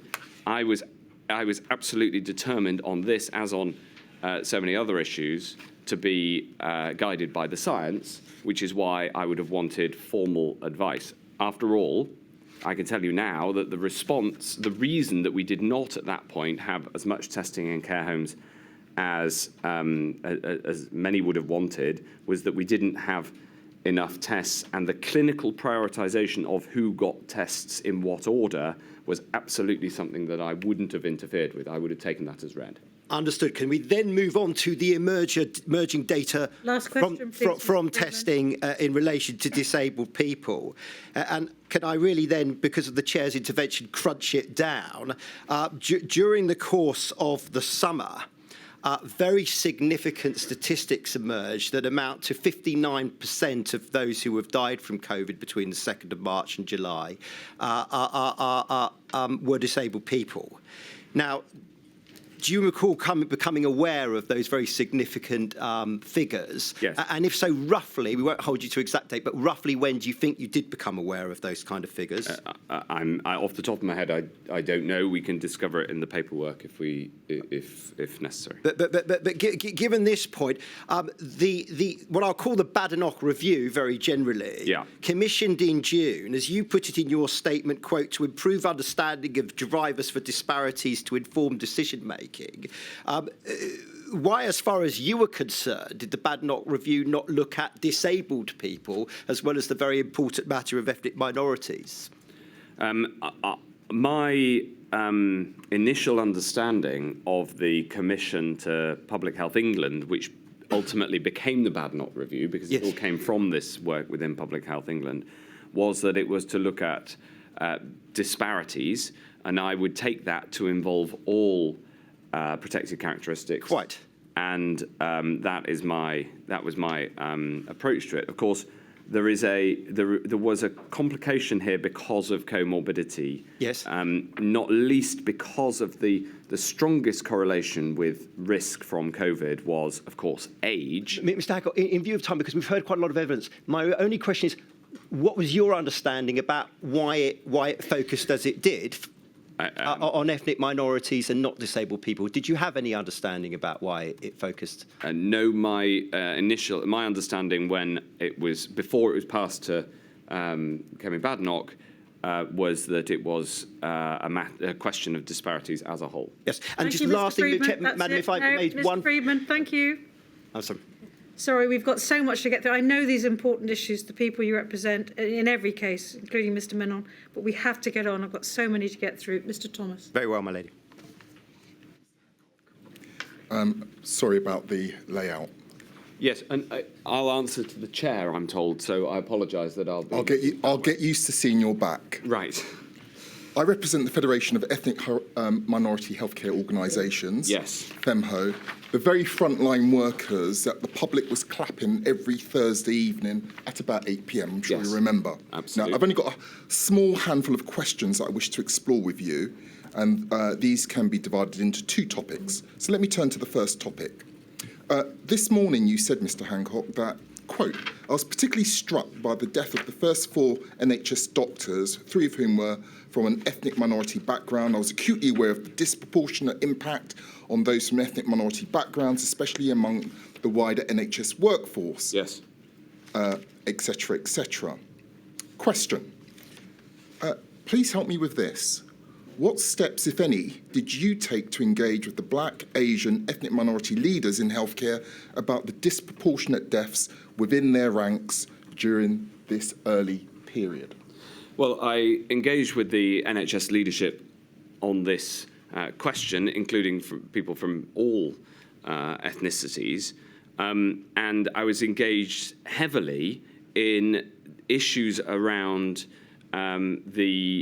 firstly, the evident higher risk of those from ethnic minority backgrounds to the disease, but also the more long-standing issue of racism within the NHS, which came to light in a report that had been begun before the pandemic. So this is an issue I was heavily involved in. The NHS can't work without its amazing, diverse workforce, and it was something that I was concerned about well before the pandemic. Yeah.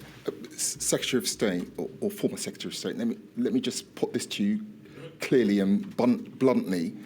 Did you or did you not at this time specifically engage with the leadership of any ethnic minority healthcare body? That's the question. I engaged with ethnic minority leaders across the NHS and indeed social care, specifically in terms of meetings. We'll have to look through the diary to understand, to see how, who, and I'm very happy to do that. Well, okay, let me move on to the second question. What concrete steps did you take as Health Secretary to mitigate against the unequal impact of the pandemic on Black, Asians and minority ethnic healthcare workers and patients? Well, there were a number of things that we had to do. As Professor Van Tam set out in his evidence, making sure, for instance, that there was PPE that would fit people from any ethnic minority background or from different ethnic minority backgrounds was an important issue that came to light and that we worked on. And there was a wider question of how to protect all healthcare staff, because there was a disproportionate impact of the virus on people from ethnic minority backgrounds because they were disproportionately engaged in patient-facing roles in the NHS. And by disproportionate, I mean that in terms of the numbers, the statistics. It's not, not about whether that should have been the case or not, which is an important question. But at this point, it was about how do we protect people in those, especially in those patient-facing roles. Would you agree that part of this was as a result of structural inequalities? Would you agree with that? Yes, absolutely. And in fact, part of the work was about trying to understand what is to do with structural inequalities and the higher likelihood of people in especially patient-facing and service roles being from ethnic minority backgrounds, and how much was a clinical question of the higher likelihood of COVID causing severe disease and death according to ethnic background. And those were two overlapping and incredibly important considerations that the initially PHE and then Badenoch review was intended to try to get to the bottom. Right, let me move on. I've used up half of my time. Can we call up INQ 000176785, please? This is the WhatsApp exchange between you and Helen Whatley in June 2020. Ms Whatley writes to you, quote, "One more thing on the NHS workforce. I think that black, Asian and minority ethnic next steps proposed are important but don't go far enough. There's systemic racism in some parts of the NHS, as seen in the NHS BT. Now could be a good moment to kick off a proper piece of work to investigate and tackle it." You respond by saying, yes. Agree 100%. Can you make that happen? And she confirmed that she'd be delighted to do so. A couple of days later, she messages you again and raises that, quote, no one seems to be mentioning the NHSE risk reduction framework, which recognises age and ethnicity as a risk factor. Yeah. And she says that she's flagged that with number 10. Yeah. Right. So can we agree this?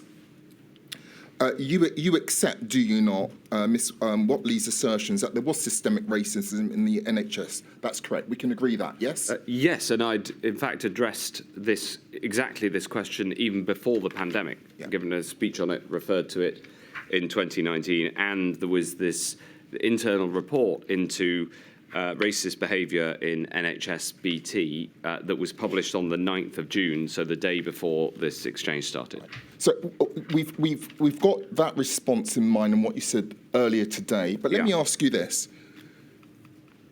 And I've seen that you flagged it, number 10 and Miss Badenoch. Yeah. But let me ask you this. Did you or Ms Whatley take any further steps regarding the recognition of ethnicity as a risk factor, aside from flagging it to number 10? And if not, why not?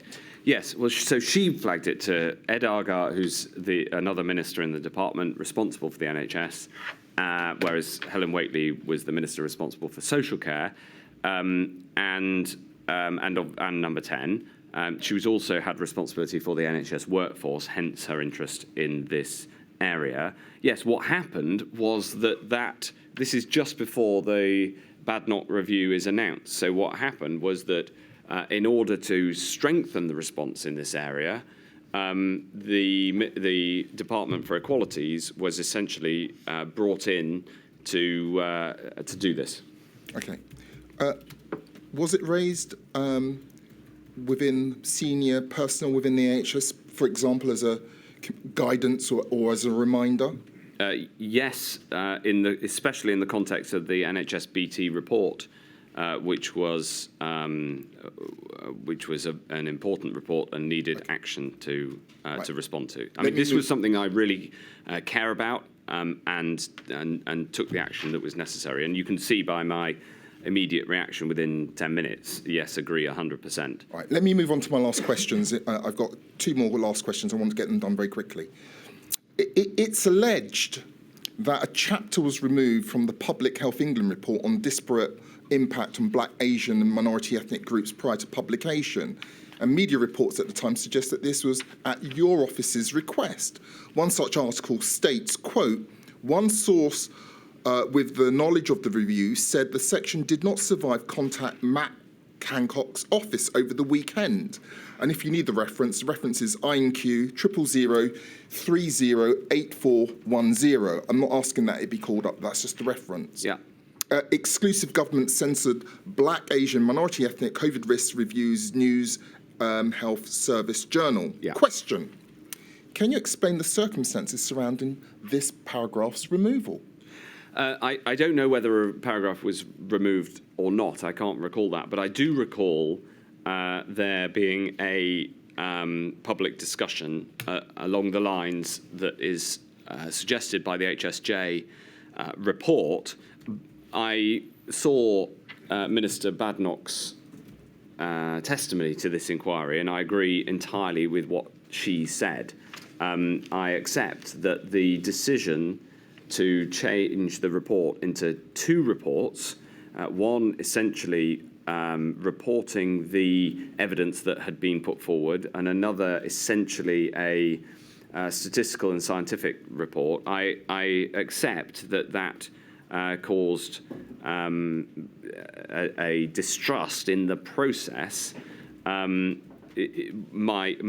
honestly, my response to the paperwork that you've suggested, which you mentioned, which I've read, is that if that happened, and I'm not aware of whether I had any engagement with it at that time, it says Matt Hancock's office, it may have been that this was the beginning of the separation of this report into two separate reports, and I concur with what Kemi Badenoch said. Right, Ms. Hancock, let me ask you my last question. Can we agree on this, Mr. Hancock? That on reflection, the UK's government was not as well prepared and equipped to deal with the challenges of the pandemic that were experienced by Black, Asian and minority ethnic healthcare workers. That is, the disproportionate death rates and worse adverse health outcomes. Can we agree on that? Well, I think that's true. It's also true of the response in terms of everybody. And I think that the lessons that we're learning here, specifically in terms of disparities and the impact, disproportionate impact on people from ethnic minority backgrounds, is a very important part of the lessons that we need to learn for the future. I think we're agreed. I think we've agreed on almost everything. I think we have. Thank you. Thank you, Mr. Thomas. Mr. Stanton. Thank you, Madam Lady. Oh, again behind you, I'm afraid, Mr. Hancock.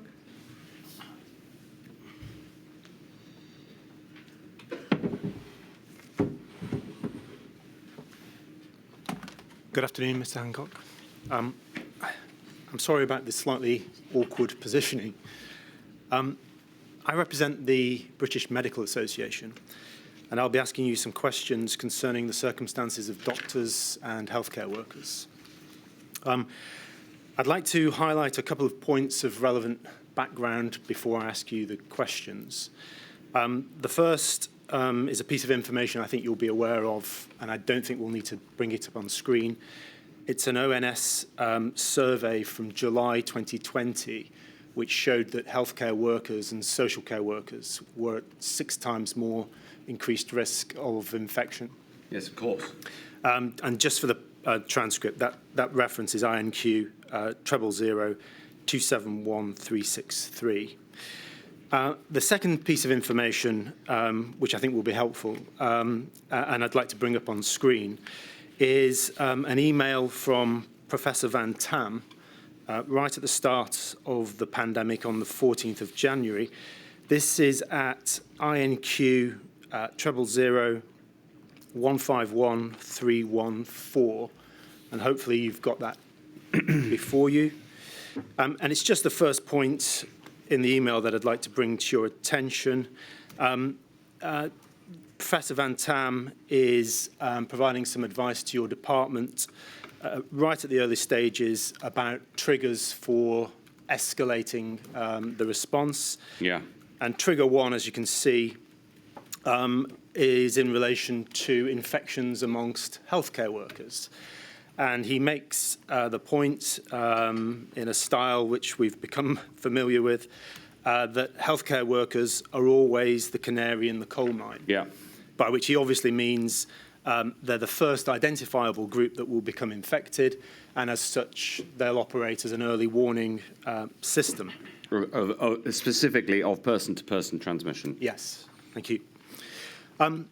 So with these points about increased risk in mind, and thinking about your representations throughout the summer of 2020 and into the autumn, about the need for caution when opening up, I'd like to ask you about the extent to which you felt you were able to advocate on behalf of healthcare workers who had faced a traumatic experience in dealing with the first wave, suffered high levels of infection, and desperately needed an opportunity to recover, and, if possible, to avoid a second wave. Yes, I felt that argument very deeply.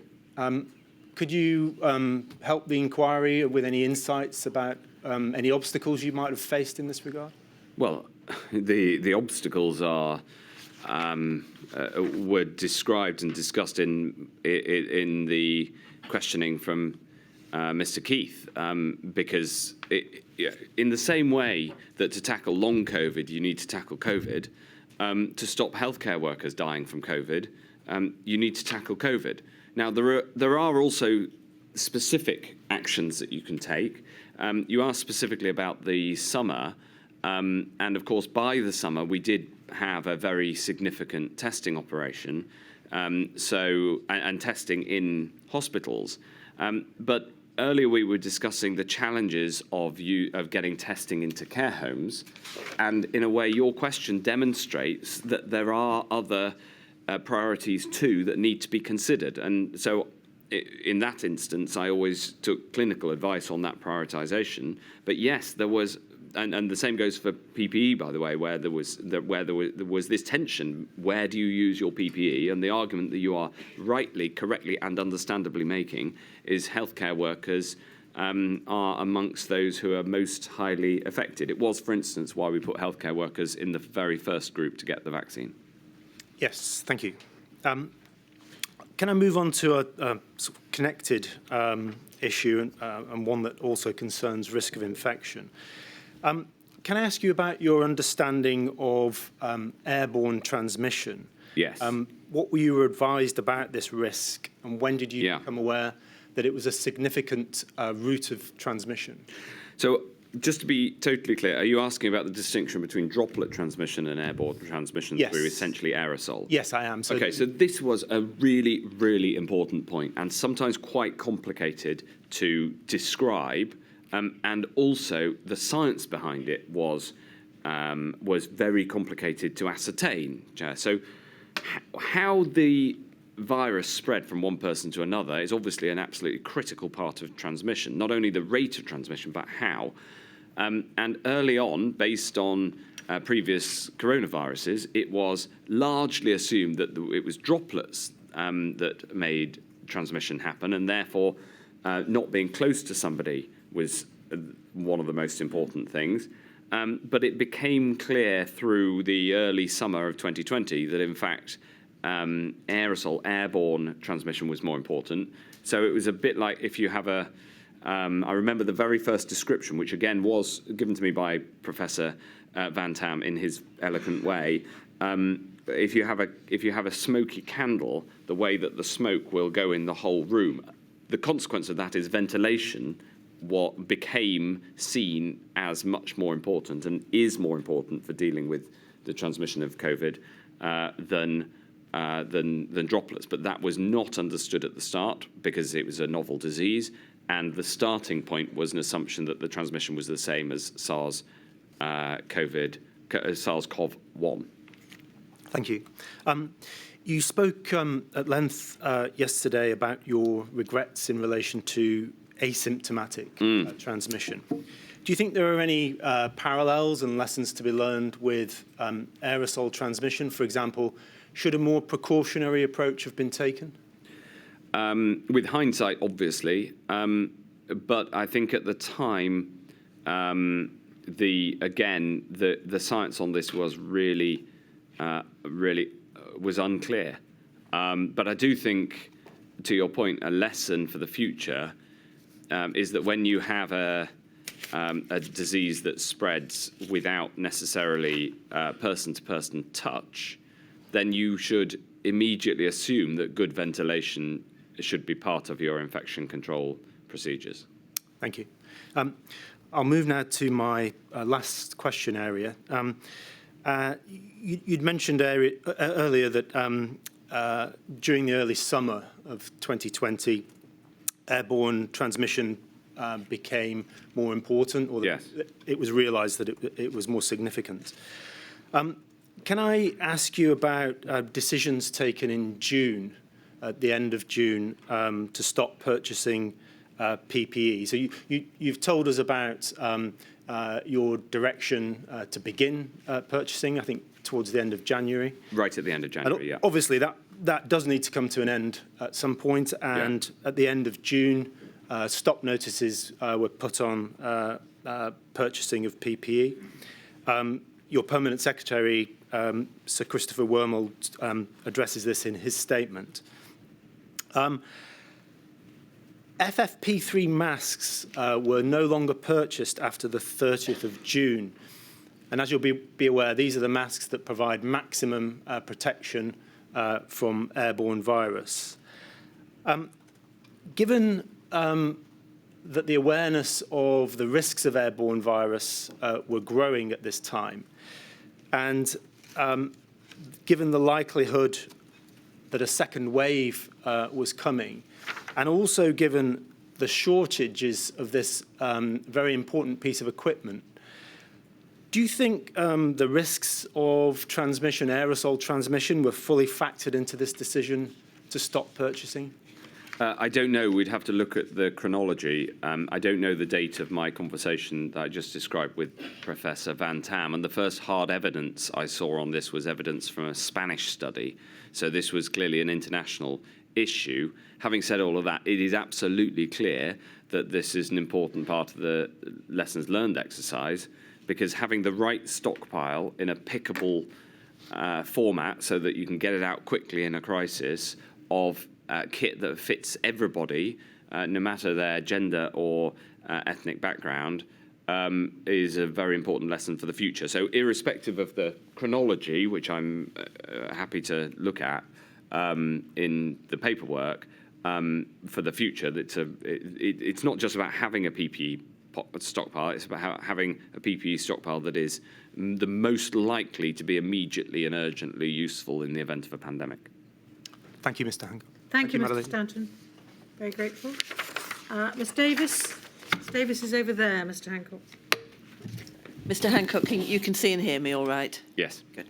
I ask questions on behalf of Southall Black Sisters and Solace Women's Aid, and you'll know that they're part of the Violence Against Women and Girls sector, Yes. dealing with them. So my topics are on domestic abuse. Yes. Can I start with the regulations, which, as you say, you had responsibility for signing off? Yes. And under the regulations that came into force on the 26th of March, as you say, they weren't the first ones, but they were the ones for lockdown. Then the requirement was to stay at home. There were certain exemptions from that, and three of the exemptions is that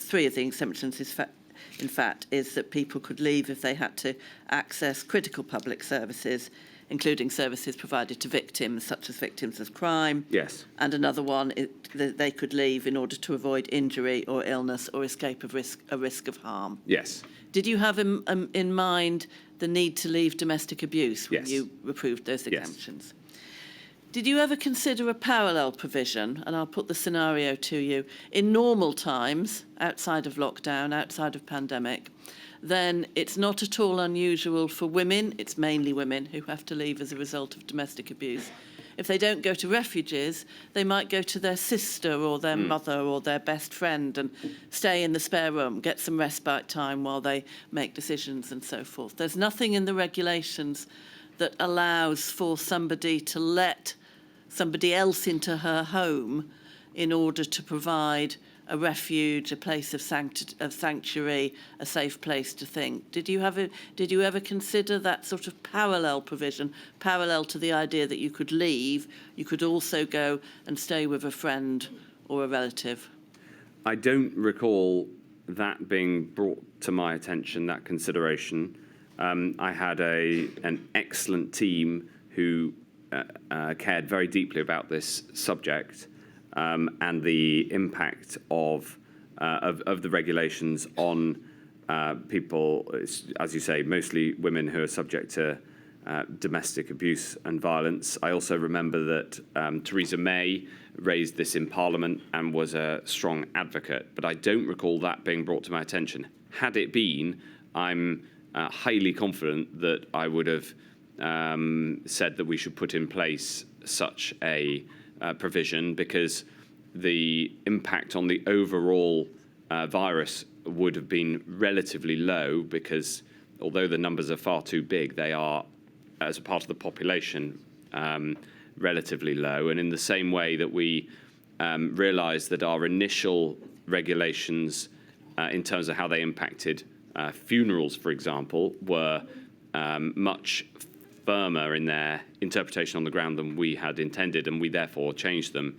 That is the sort of thing that I would have certainly been open to considering, and I'm pretty sure I would have been in favour of it had it been brought to my attention, but I haven't seen any paperwork on this question. Open to considering is helpful. Thank you. Let me move on to my next topic, and that's about testing key workers. And you talk about that in your statement and setting up the priority scheme for testing key workers. Did you include as key workers in the domestic abuse sector, refuge workers and so forth? I took it was not a Department for Health decision on what was a key worker, so I took the list of key workers as read. I can't, off the top of my head, remember, although there was who came up with the list, although I'm pretty sure it had cross-government sign-off because of the impact from every department. And policy with respect to domestic abuse is a Home Office matter, I think. Principally. Principally. It's across government, but principally. Exactly. Yes. So it would have been for the Home Office. I'm sorry to give you a sort of bureaucratic answer, but it would have been for the Home Office to put that forward. And if you like, I was, as the Health Secretary, I put forward key worker proposals from the areas I was responsible for, health and social care workers primarily, but also, for instance, those working on the vaccine. And then I was the recipient of the cross-government list. If I tell you that Priti Patel's evidence is that she raised the issues of domestic abuse workers falling within key workers at COBRA on the 18th of March, does that jog your memory? It doesn't, but I'm not at all surprised. All right. And then my last question, my lady, is this, and it's about what you knew going into the autumn of 2020 when you're making decisions around tiers, and then the second, and then finally the third national lockdown. So by the summer of 2020, it was known to ministers that there had been an increase in domestic abuse as a result of lockdown, yes. Wasn't it? Yes. And you're also aware by June, in your witness statement, that there is the possibility of a second wave in winter, and you're working on preparations for that. Yes. Yes. So when you are then, as you told us this morning, advocating for the tier system in late September, early October, did you have in mind repercussions and the possibility of an additional increase in domestic abuse? Yes. I had in mind that. I had in mind the impact on children. I had in mind the impact, the mental health impact on the population. I had in mind the impact on other health conditions. I had in mind the economic impact and the knock-on consequences of damage to the economy on people's health. We had all of these known costs, known damage from lockdown in mind. Of course, I had to weigh that against the, by then, known and clear damage and cost and loss of life from the virus, and to me, as I've described earlier, the balance of those two horrible outcomes was clearly that we did need to take action to lock down, and so. I think you can see from the paperwork that even ahead of the March lockdown, we knew that there would be consequences that were damaging of these lockdowns. But this virus was killing a lot of people and going to kill more. And you have to weigh these things together. And that's what I did. And you would say the same weighing exercise happened for the second national lockdown in November and then the third one in January? Absolutely. And we understood more of the negative consequences by then because we'd seen them. Nobody wanted these lockdowns, but the consequences, if we hadn't had them, would have been far, far worse. And this is my very last question. And since you did take in mind or bear in mind all those weighty responsibilities, turning back again to domestic abuse, was there anything that you did specifically about that for the decisions that you made in the autumn and the winter? I would have taken advice on that, and I would have taken that advice very seriously.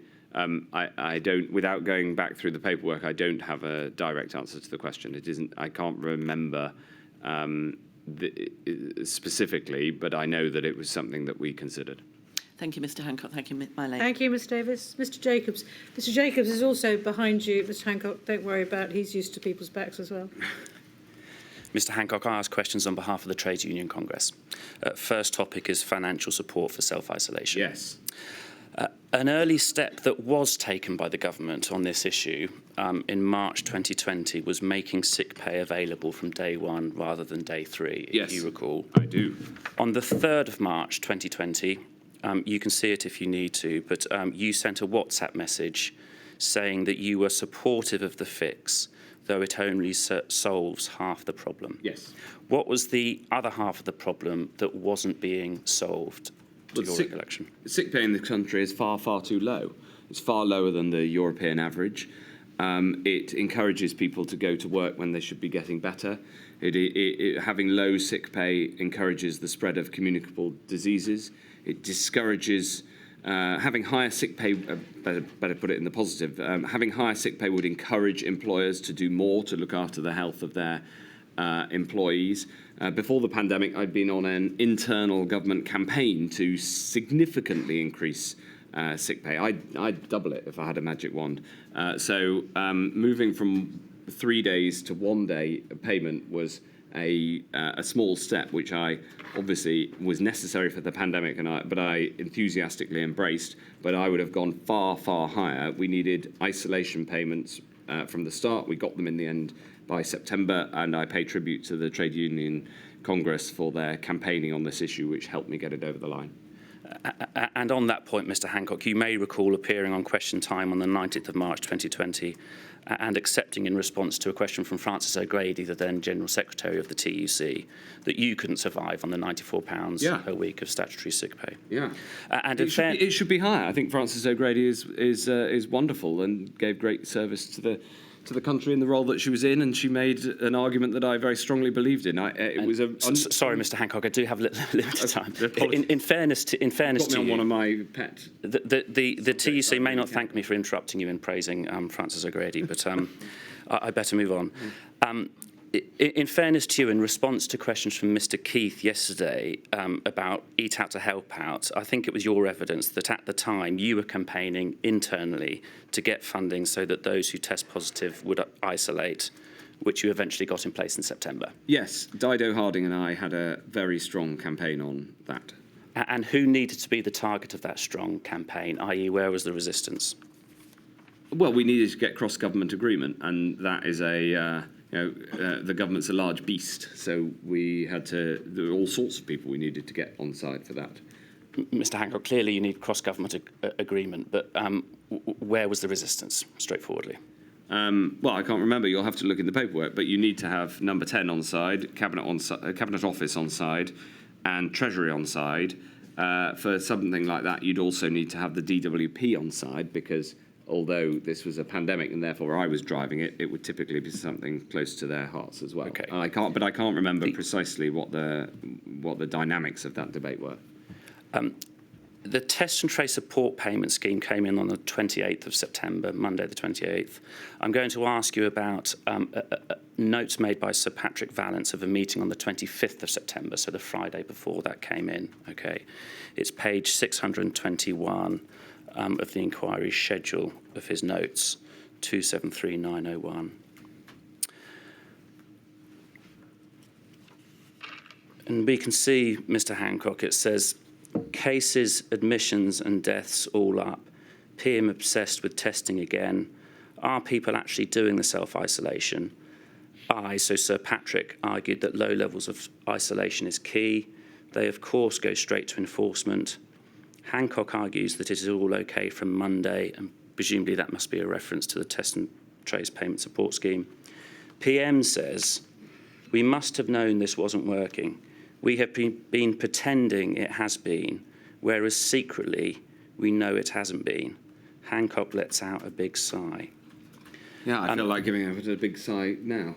Yeah, so firstly, but perhaps the question, the answer to this is obviously yes. Did you agree with that assessment of the PM? And is it... No, I didn't. That wasn't how I felt about it. Well, let me ask a different question. How did you feel about it? Well, I don't think I hadn't been pretending to anybody, and I've been making the argument as strongly as I could that we needed action, such as we were taking that following Monday. Hence your big sigh.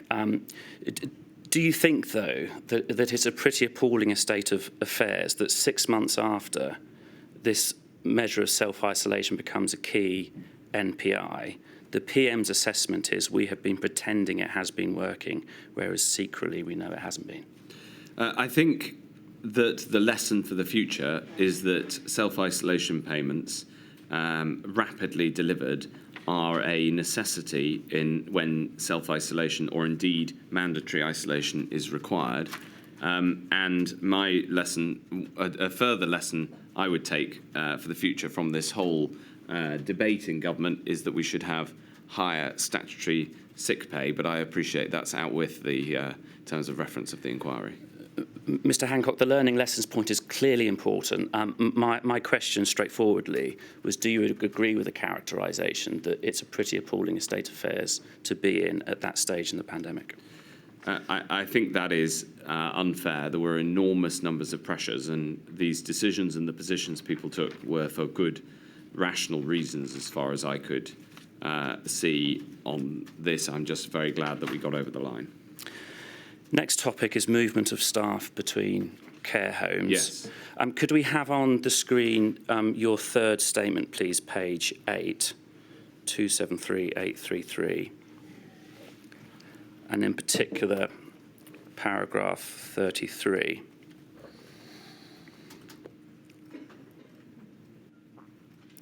So you say, Mr. Hancock, in respect of staff movement between care homes, from the moment it became clear that staff movement was a vector of transmission, I pushed hard to limit and then ban staff movement. Various arguments against were presented, including that staff were essential for the sector, which of course they are, but I took the view that the need to stop infections getting into care homes was more important. Mr. Hancock, is that misleading in the sense that whilst it may have been true of your position later in the pandemic, in the first few months of the pandemic, it wasn't your view? When I wrote this, I hadn't seen the paperwork from essentially February, March, which showed that some had been raising this issue. And at that time, the concern around, as it says here, staff being essential for the sector was the primary concern because the vector of transmission point had not been proven. And so my position on this is now more nuanced because I've seen further paperwork that on this matter. Well, you say, Mr. Hancock, more nuanced. It's actually the reverse of the actual position in the early months of the pandemic, isn't it? The critical point is this. From the moment it became clear that staff movement was a vector of transmission, early on we did not know that. It's all tied up with the asymptomatic transmission debate. And essentially when it became clear from early April that asymptomatic transmission was a serious problem, as opposed to being a suspected problem, which was the position earlier, then that it has an obvious and immediate consequence in terms of staff movement being a vector of transmission. So it's all about the confidence with which you hold the different likelihoods. It comes back to the massive uncertainty early on. Mr. Hancock, if it's known that a workforce is characterised by low-income, insecure work and that there's large movements between care homes, is it not a rather straightforward point that that's going to be a risk for transmission? No, because if you think that transmission only comes from symptomatic people, which was the formal scientific advice to me up until the CDC evidence on the 3rd of April, as we discussed yesterday, then that does not hold so long as people who feel ill, symptomatic people, don't go to work. So that's the distinction. You see, if I may expand on that a little bit, the point is that limiting staff movement has a known direct negative impact, and as we'd seen, for instance, from Spain, could have very serious negative consequences. We didn't know with certainty I put it here, the vector of transmission. So you had a known negative and an unknown negative on the other side, and I was trying to balance these two things. But what I do accept is that my position on this is more nuanced than set out in paragraph 33, because since I wrote that, I've seen more documentation. I'm sorry, Mr. Hancock. These are all matters you were aware of at the time. You were in the meeting rooms discussing these issues. These aren't matters that you have learnt about since this inquiry, are they? I wrote this 3 years after all of that, and so actually looking at the paperwork has been a really important part of getting to the bottom of things. Well, yes.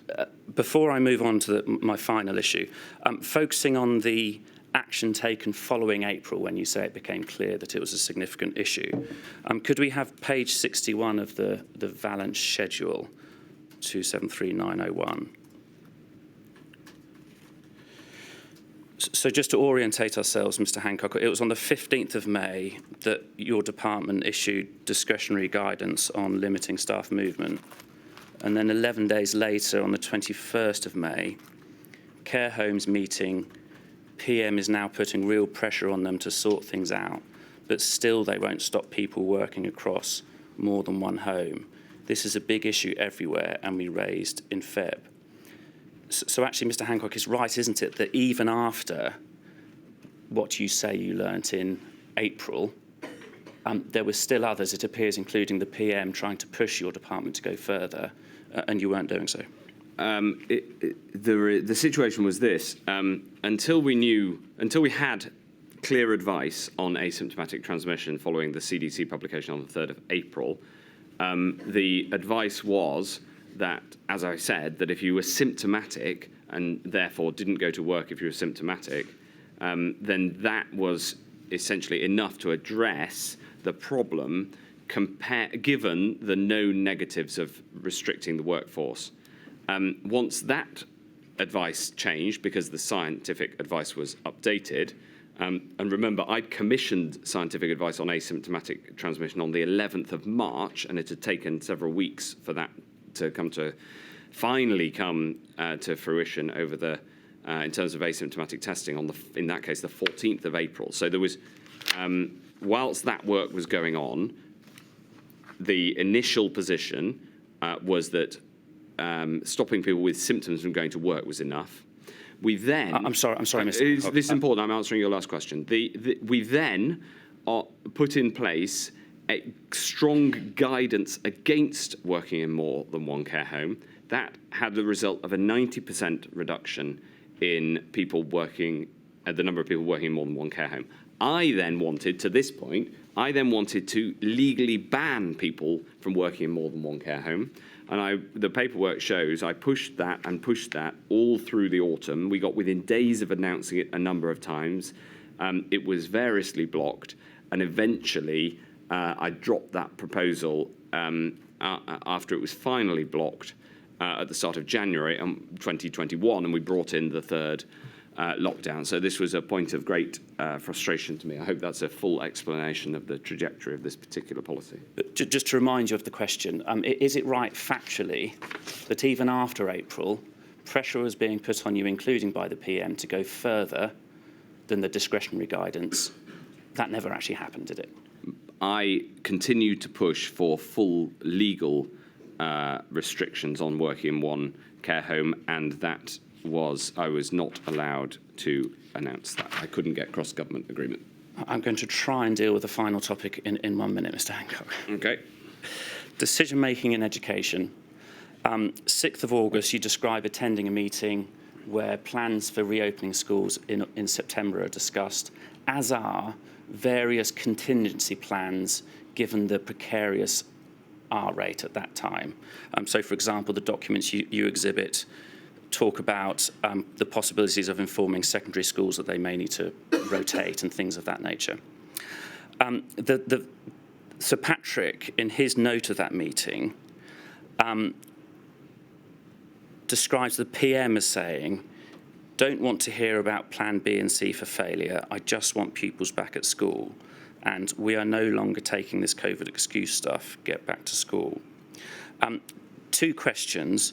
Do you recall the PM responding to the scenarios and to contingencies in that way? And second, did that approach of having a plan A, not having a plan B or C, ultimately sow the seeds for the chaos that was to follow in respect of schools in subsequent months? I don't recall the Prime Minister saying that, the then Prime Minister.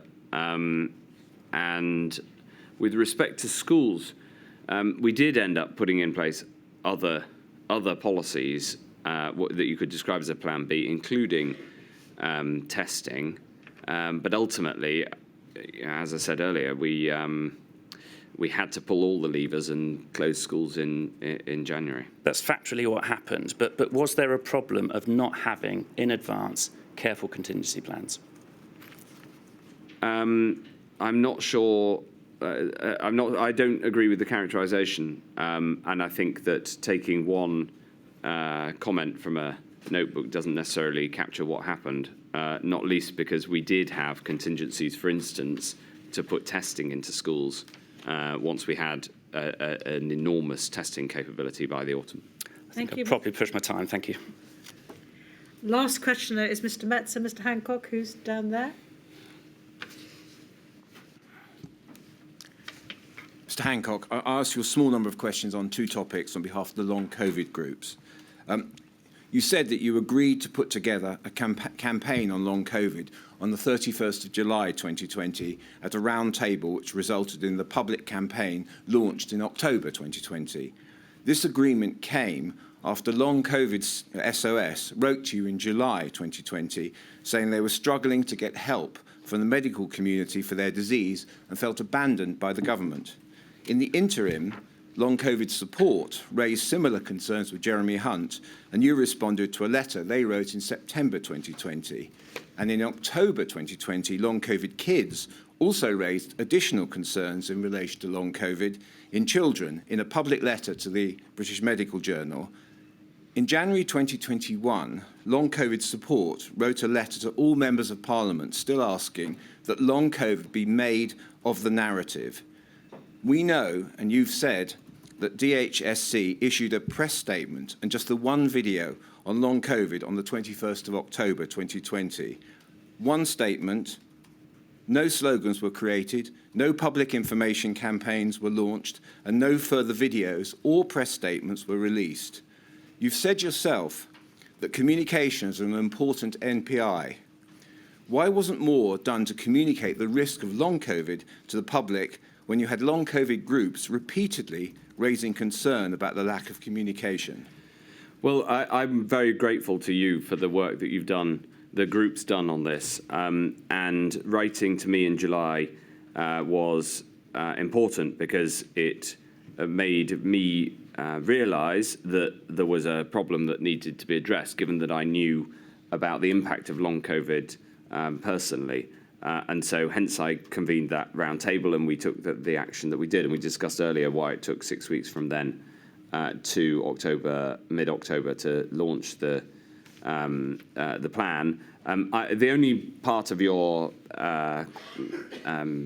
question that I would disagree with is that there was only one comment put out. I repeatedly discussed long COVID on my own, both my own media appearances, my social media, and other areas. But it's absolutely true that it felt like it was an area that I felt I needed to push.